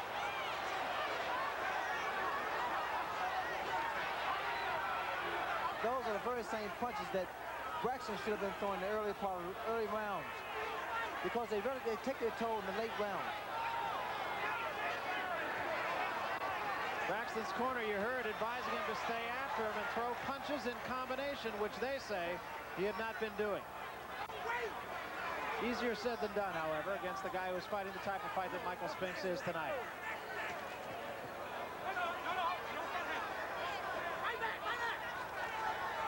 A good punch to throw also against a tall fighter is jab to the body and right hand to the chin.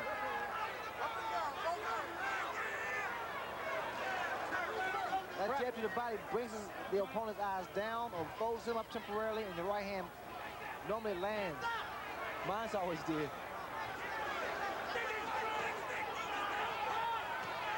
Braxton appears to me to be perhaps a step slower in this round. Good counter punch by Spinks, and that actually buckled the legs of Braxton, who goes against the ropes. There was a right hand and a left behind it.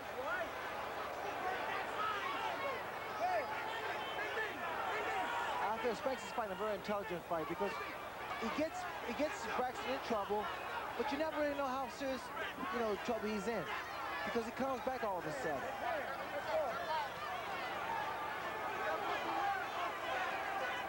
So the right thing, the key thing he's doing now is working that left jab, just building up points. You see there how Braxton retaliates. A good sharp left hook, but again, it was one punch.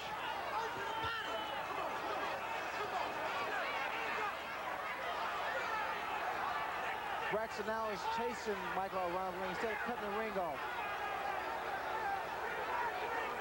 He needs to cut the ring in half instead of following as a man around the ring. Another left hook, and it was a good left hook, but again, it was solo. Spinks' left jab is starting to sink again, starting to go down to the side. He's vulnerable for a right hand. If Dwight should throw it. End of the round, and Dwight Braxton is running out of time.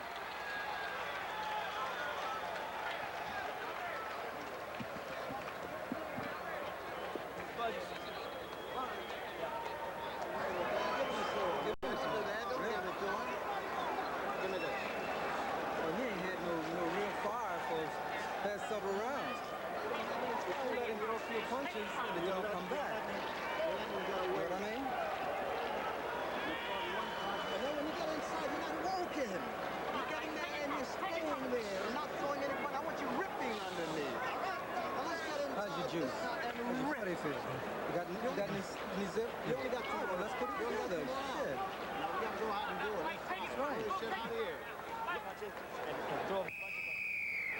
Just keep jabbing and hooking and looking for your other shots off the jab and hook. Okay, Mike. Braxton needs a knockout to win this fight. There's a good left hand by Spinks. As Braxton came right at him, and Spinks sat back and waited for it. Braxton's going to try to. He's coming straight at Michael Spinks.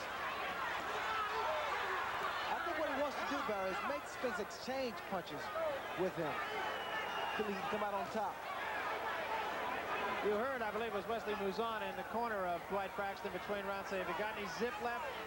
Braxton nodded his head yes. Again, notice Spinks' hands are down to the side.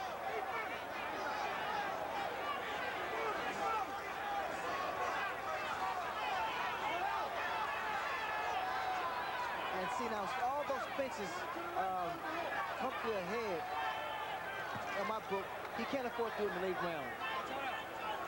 A fight, what happens to a fighter, he gets a nice lead, all of a sudden he gets too lazy and too relaxed. And see, Braxton at this point now, he's desperate. Spinks fighting what I would consider to be a very intelligent fight so far.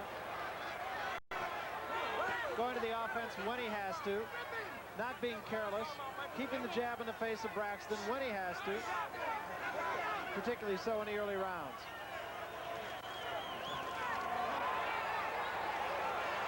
Braxton bombed the right hand, scored with the left, catches Spinks coming off the ropes with another left, and Spinks is a little bit wobbly. Braxton trying to get right on top of him here, but Spinks gets out of it.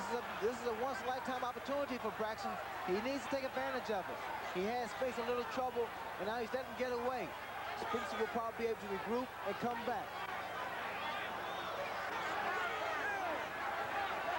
Spinks trying to stay out of harm's way here.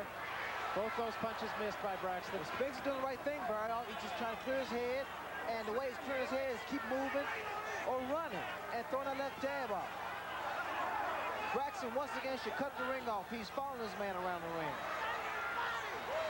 Spinks missed, and Braxton did catch him with the right hand. It didn't seem to be that strong a punch.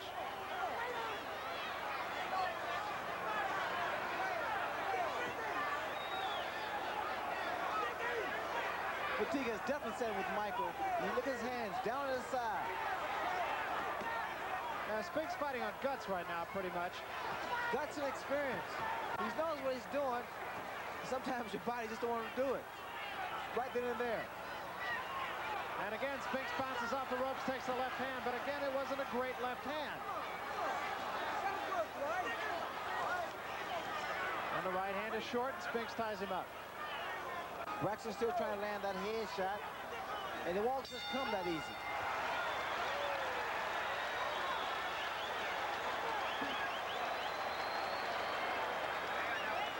We got 3 minutes to go, Mike. So, 3 minutes. Also, you got 3 minutes. Keep your hands up. Keep popping. Catch when counter punches coming in. You got 3 minutes, baby. He'll be 3. Eddie, keep that on his feet. Speed up the middle. That's what you're going to have to do this round. That's what you're going to have to do. Just walk right through him. Pull your chin out of the air. Get through him. You got to get to him quick. You can't get to him slow motion. Okay? No rush at him. Everything going right for you? Everything's fine. All right, this is the last round. Okay, fellas, go on. Don't run at him now, but I want you to get to him. Step to him. Step to him. Jab. He ain't got it. Yeah. He ain't got it? Okay. No, he ain't got it. All right. Don't take no chance. I'm down. No, I'm down.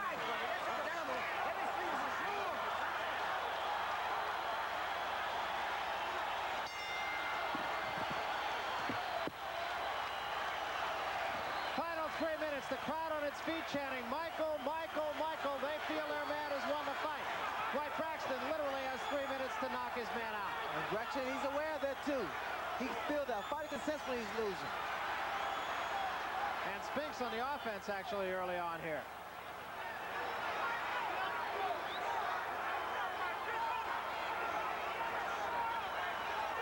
Braxton stalking his man. Spinks a little bit rejuvenated here, and that could just be sheer adrenaline. Spinks is still trying to nail Braxton with one shot. He should just continue to use that left jab. Keep his points going. If the opportunity comes, take advantage of it. But he shouldn't try to look for a knockout.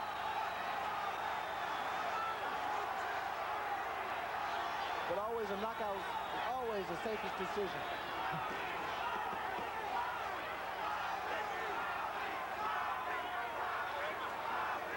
And another side of this house chanting Kwawi, Kwawi, Kwawi, Muhammad Kwawi, of course, the Islamic name of Dwight Braxton. It's been a very tactical and very strategic fight by Michael Spinks. Using the ring, using his all his physical attributes, his height, his reach, speed. I'm very impressed with the boy. Fought an excellent fight.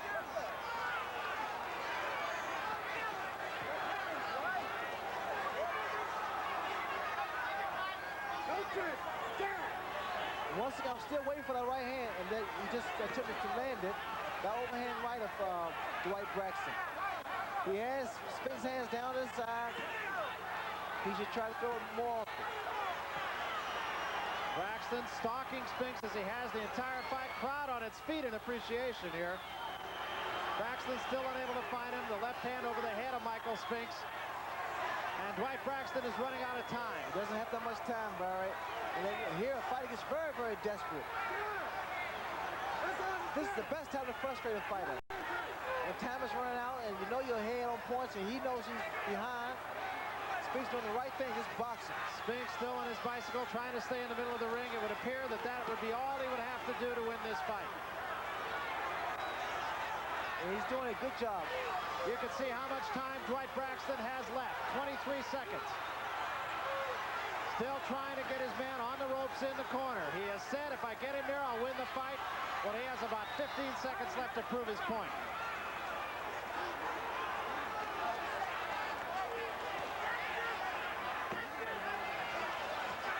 There was a good left hand by Spinks.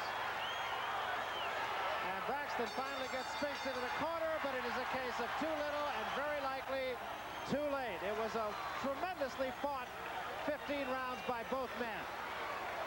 And you're seeing a very tired Michael Spinks being hoisted aloft in apparent victory. But I'll tell you, I've been around this game long enough, and I have seen stranger things happen. Yes, but I tell you, this was a very impressive fight by both fighters, and I like what Spinks did. For a very strategic fight, very intelligent fight.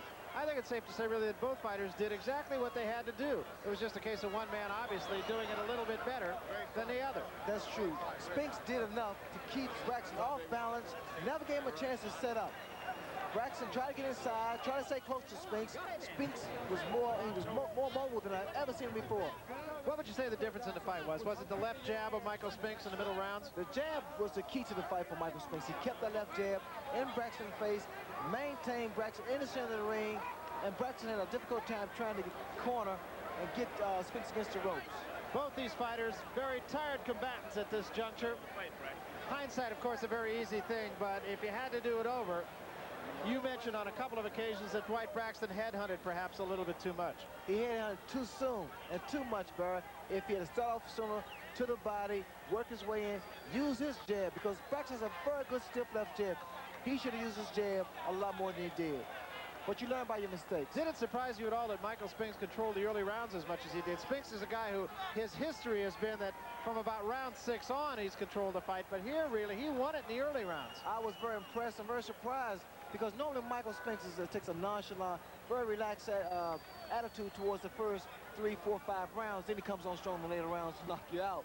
But this time, he started off very, very aggressive, and he maintained it. He kept his pace going, and he fought a very impressive fight. Both fighters superbly conditioned. They had to be. The pace was fast from the very first round. And for light heavyweights, that's very unusual. So we await the official decision here, which we will have momentarily. Obviously, in Michael Spinks' corner, as you can see, they figure their man has won, as we do also. But as I mentioned, I've seen stranger things happen. Yes, but you know, Barry, one thing I noticed, you don't see the chaos in the ring. Normally it becomes hectic, but I'm sure that the crowd realizes and they accept the fact that Michael Spinks should get the decision. It was really hard to pick as Michael Spinks' daughter comes into the ring, and I'm sure you're going to be able to see her. I'm sure she will get into the arms of Daddy. You know the story of the tragedies that have befallen Michael Spinks since the first of the year, where his common-law wife, Sandra Massey, was killed in an automobile accident that back in January. Michael Spinks has really had a lot more on his mind over and above this fight, I'm quite sure. Just the emotional shock and trauma that he's dealt with, even though he had to go in here and dealt with a guy of the caliber of Dwight Braxton. You know, I take my hat off to Michael Spinks. I mean, he went through a lot, emotionally, physically, spiritually, and he came out on top. And there is Michael Spinks and his daughter, Michelle, I believe is her name. And he is a very happy man. Michelle, at 2 years old, I'm sure will have to be reminded of the emotions of this moment, but I'm sure the man holding her feels an awful lot of emotion right now. Trying to get the ring clear so that they can get the official decision, and I'm not sure that that is ever going to happen here. We, of course, will be talking with both the winner and the loser. Right now, let's go up to the ring announcer for the official announcement.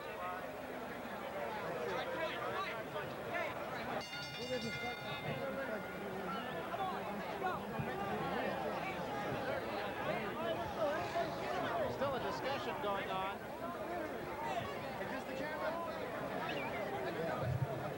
Clear the ring, please. Please clear the ring. Let's clear the ring. Nelson, can you get them guys out of here? Yes. Please clear the ring. Clear the ring. Clear everybody back. Clear everybody back. Clear everybody back. Let's clear the ring, please. I didn't know how I was going to do it. I didn't see no end. Don. Don. Okay.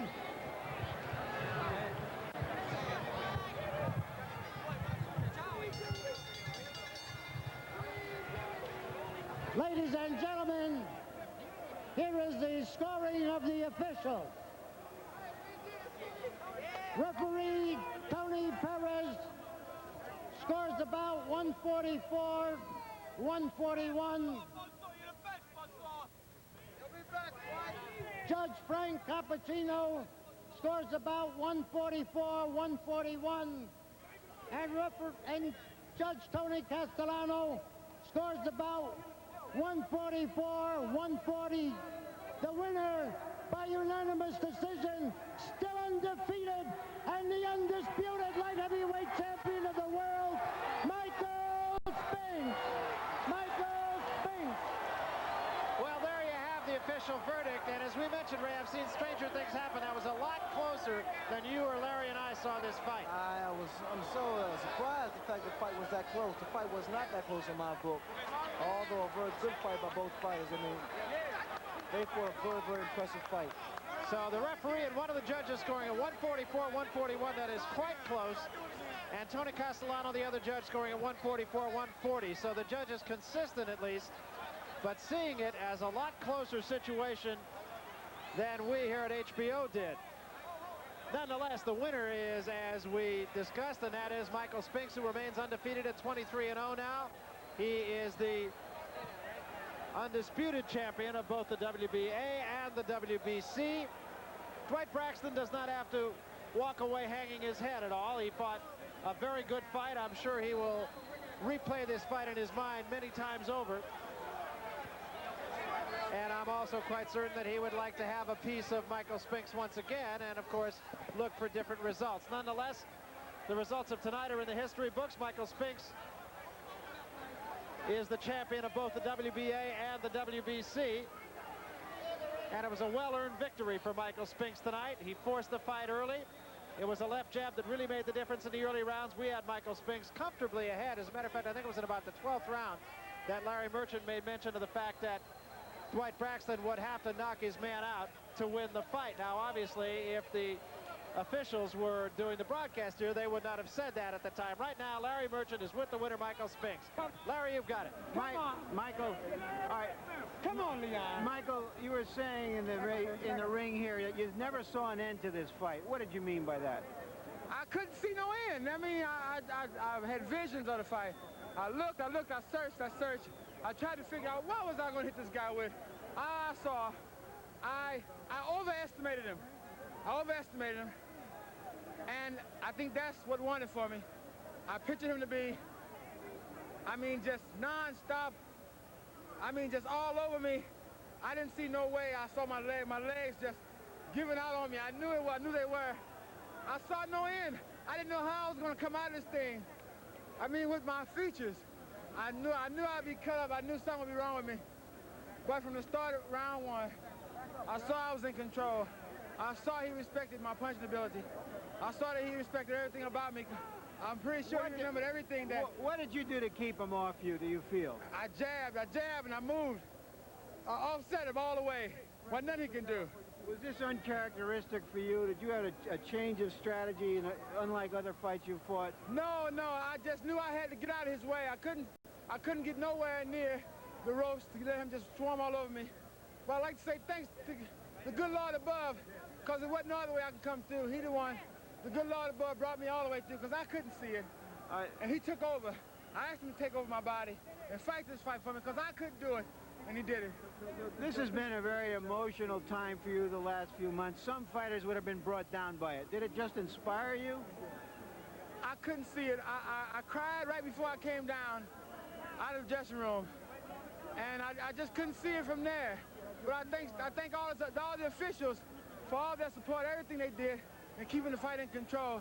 He stepped on my foot and I fell. It was called a knockdown. Thanks to Larry Hazard, beautiful referee. Every fight he refereed for me, he seemed to do a fantastic job. And I thank all of my crew, all of my guys, all of my stubber bums as I call them. I love them all. Because they gave me hell. They stayed on my back. Thank you very much, Michael. Correct. I just want to have a fast word with Eddie Futch, who came into this scene just recently. You talked about the strategy for the fight to keep him from throwing right-hand punches. He has a reputation of not listening to his corner. What did you find in this fight? Well, he listened to his corner quite well in this fight. You notice how much movement he made to the right to offset the right cross that Braxton was wanting to throw over his left jab. He did this. He stayed off the rope, out of the corner, used the jab and the hook principally as the weapon that cemented the victory for him. I thought he followed the strategy very well. Thank you very much, Eddie Futch. Now back to Ray and Barry at ringside. Okay, thank you very much, Larry Merchant, and of course Eddie Futch, and the winner and the undisputed light heavyweight champion of the world, Michael Spinks. And I think every fighter, Ray, has a fight in which they earn respect. Perhaps it was yours with Thomas Hearns, and I think Michael Spinks got his tonight against Dwight Braxton. I'm sure he did. I'm sure the people at home really appreciated what was taking place in that ring. They had two great fighters, and unfortunately, one had to be a winner. Isn't it funny, though, how it does take a fighter to fight a guy of his own caliber to get the kind of respect that Michael Spinks got tonight? It takes a special kind of fighter to bring out the greatness in oneself. It took Tommy Hearns to bring out the greatness in me.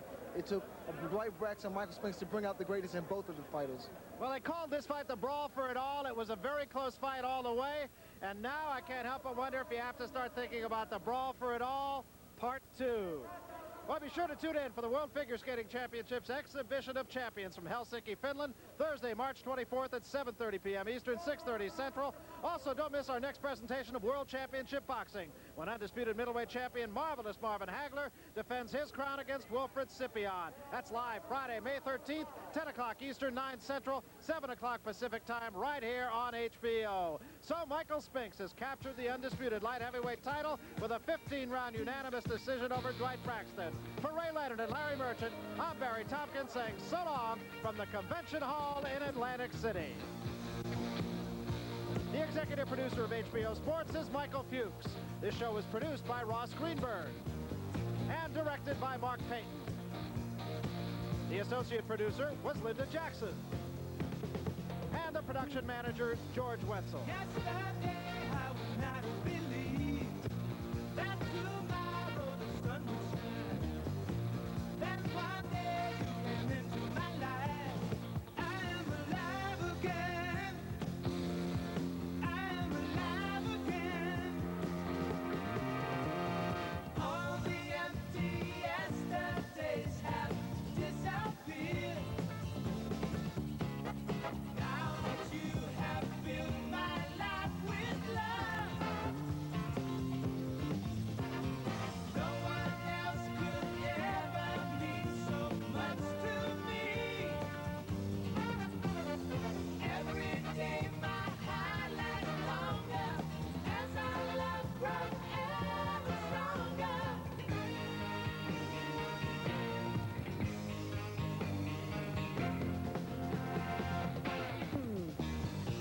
Yesterday I would not have believed that tomorrow the sun would shine. That one day you came into my life. I'm alive again. I'm alive again. This has been a presentation of HBO Sports, the network of champions.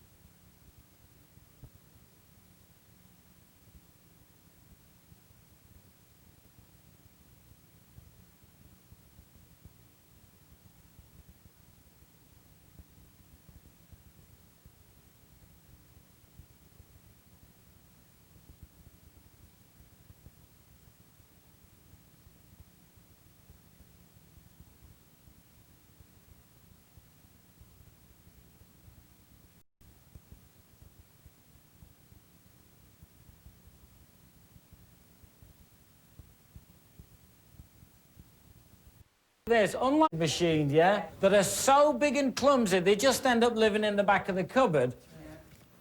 Watch this. The magic bullet takes up no more room on your countertop, look at that, than a regular-sized coffee mug. So you're going to leave it on your counter, and you're going to want it there because you're going to use it every single day. Come on, Mimi, every single day? Several times a day, because it'll do any job in the kitchen in 10 seconds or less. Yeah, 10 seconds or less. Well, let me ask you, what is the worst job you have to do in the kitchen? And almost every meal starts with it. Chopping garlic. Stinky, nasty garlic. Well, Hazel, it's not so nasty anymore. Watch. Toss your garlic into the bullet. It takes a second to put together. All you do is give it 1, 2, 3 seconds. And in less time than it takes to get out a cutting board and a knife, you've got freshly chopped garlic. No mess, no stink. But you know what? The worst job for me is chopping onions. I don't know about you guys, but it makes my hands stink for days, my eyes tear. I just can't stand it, but not anymore. With this, there's no time to cry. Watch this. And in 1, 2, 3 seconds, you've got perfectly chopped onion. Look at that. And it goes straight from here into the pan. Look at that. Oh, watch this, because this is what I do just before the big game. Throw about 5 or 6 cherry tomatoes in there. They're the ones I like, because they've got all the flavour. A little bit of garlic, a little bit of jalapeno, throw in an onion, a little bit of cilantro. Don't forget the blade just takes a second to put on. And watch this. And in 1, 2, 3 seconds is all it takes. And are you ready? Look at that. Delicious salsa, you guys, ready to eat. Let me see that. All right, Berman, here you go. It really is so easy to use. You're going to use it every single day. For every meal. How about a quick, tasty lunch from leftovers? I've got some grilled chicken here from last night's barbecue. And I'm going to put in some apple, some raisins, a squeeze of mayo. Just to spice it up a bit, my favorite, a little bit of curry powder. Curry powder for everything. Then I'm going to twist this on. And watch. It chops the chicken, dices the apples, and mixes everything together all at once in 4, 5, 6 seconds. In less time than it takes to toast the bread. You've got gourmet chicken salad. Freshly made and ready to serve. And that is a 6-second lunch. If only dinner were that easy. Huh, yeah, dinner's always a production. Okay, we'll try this. Start with a couple cloves of garlic, add about 2 tablespoons of butter, some fresh Parmesan cheese, and a splash of cream. Now watch this. Simply pop on the top, give it a quick spin, and in one simple step, we've ground the Parmesan cheese, chopped the garlic, and mixed all the ingredients together. And now, we're ready to cook. And here's some bullet fast magic that no other machine will do. I'm just gonna twist on one of these vented lids, and I'm gonna put it right into the microwave to cook for about 30 seconds. You're gonna cook with it? Absolutely. So now the machine I just prepared my meal in, I'm also going to cook in without ever dirtying a single pot or pan. Now, while Mimi's slaving over a hot microwave, I'm gonna knock us up a quick pesto sauce. You ready? Big chunk of Parmesan cheese. In goes the garlic. In goes the basil. Look how easy this is. Handful of pine nuts. Just throw them in there. Finish off with a little bit of olive oil. Watch how easy this is. Spin on the top, set the bullet on the base, and now we're chopping the basil, crushing the pine nuts, mincing the garlic, and mixing all the ingredients together. And as fast as you can say, Bob's your uncle, Fatty's your aunt, you've got a beautiful homemade pesto sauce. Now all you need to do is pour it over your favorite pasta. Look at that. And you've got a beautiful homemade pesto pasta made from scratch in less than 10 seconds. And pasta Alfredo. I'm just gonna whip on the crossblade and pop this on the power base to give it another quick whip. And look at this, you guys. This is amazing. Now there you've got look at that. piping hot fettuccine Alfredo and a delicious fresh-made pesto pasta. Believe me, they are both as good as you've ever tasted. It still needs a little fresh grated Parmesan cheese. Now watch how fast it grates even hard cheeses with no trouble at all, right in the bullet cup. Look at that, it's done. Seconds, right? Now, I'm gonna put on the shaker top. Remember this? Just twist it on. Look at that, fresh grated Parmesan cheese for your fettuccine Alfredo. Isn't that great? Wait a minute. You made two completely different pasta dishes in less than 2 minutes? It takes me longer than that to make the phone call to order a pizza. Ah, and no great meal is complete without a bit of dessert, right? Watch this.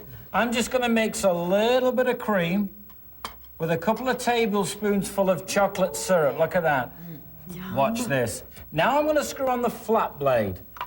That's the whipping blade. Remember that, Berman, right? Watch this. Give it a quick spin, and have you got 6 seconds? Then you've got plenty of time to whip up a delicious dessert. Hear that? That's it, you're done. And now, look at that. You've got a delicious, fluffy chocolate mousse. It tastes delicious, and you just saw it made in front of your eyes in just 6 seconds. But if you prefer something a little bit healthier, you know what I mean? Try putting in your favorite frozen fruit. I like mangoes and raspberries. Those are my favorite. And just add a splash of orange juice, or for you party animals, your favorite liqueur. Like you. Twist on the blade and lock it on the power base. Now, it's easy to satisfy that sweet tooth without the guilt, because in just about 8 seconds, you've got fancy, fat-free fruit sorbet with no added sugar. Look at this, you guys. Finish it off with a little sprig of mint, and look at that for a dessert. So nice. Just think, in a matter of minutes, we made breakfast, 2 different kinds of muffins, a 6-second lunch, snacks, 2 completely different pasta dishes, and 2 completely different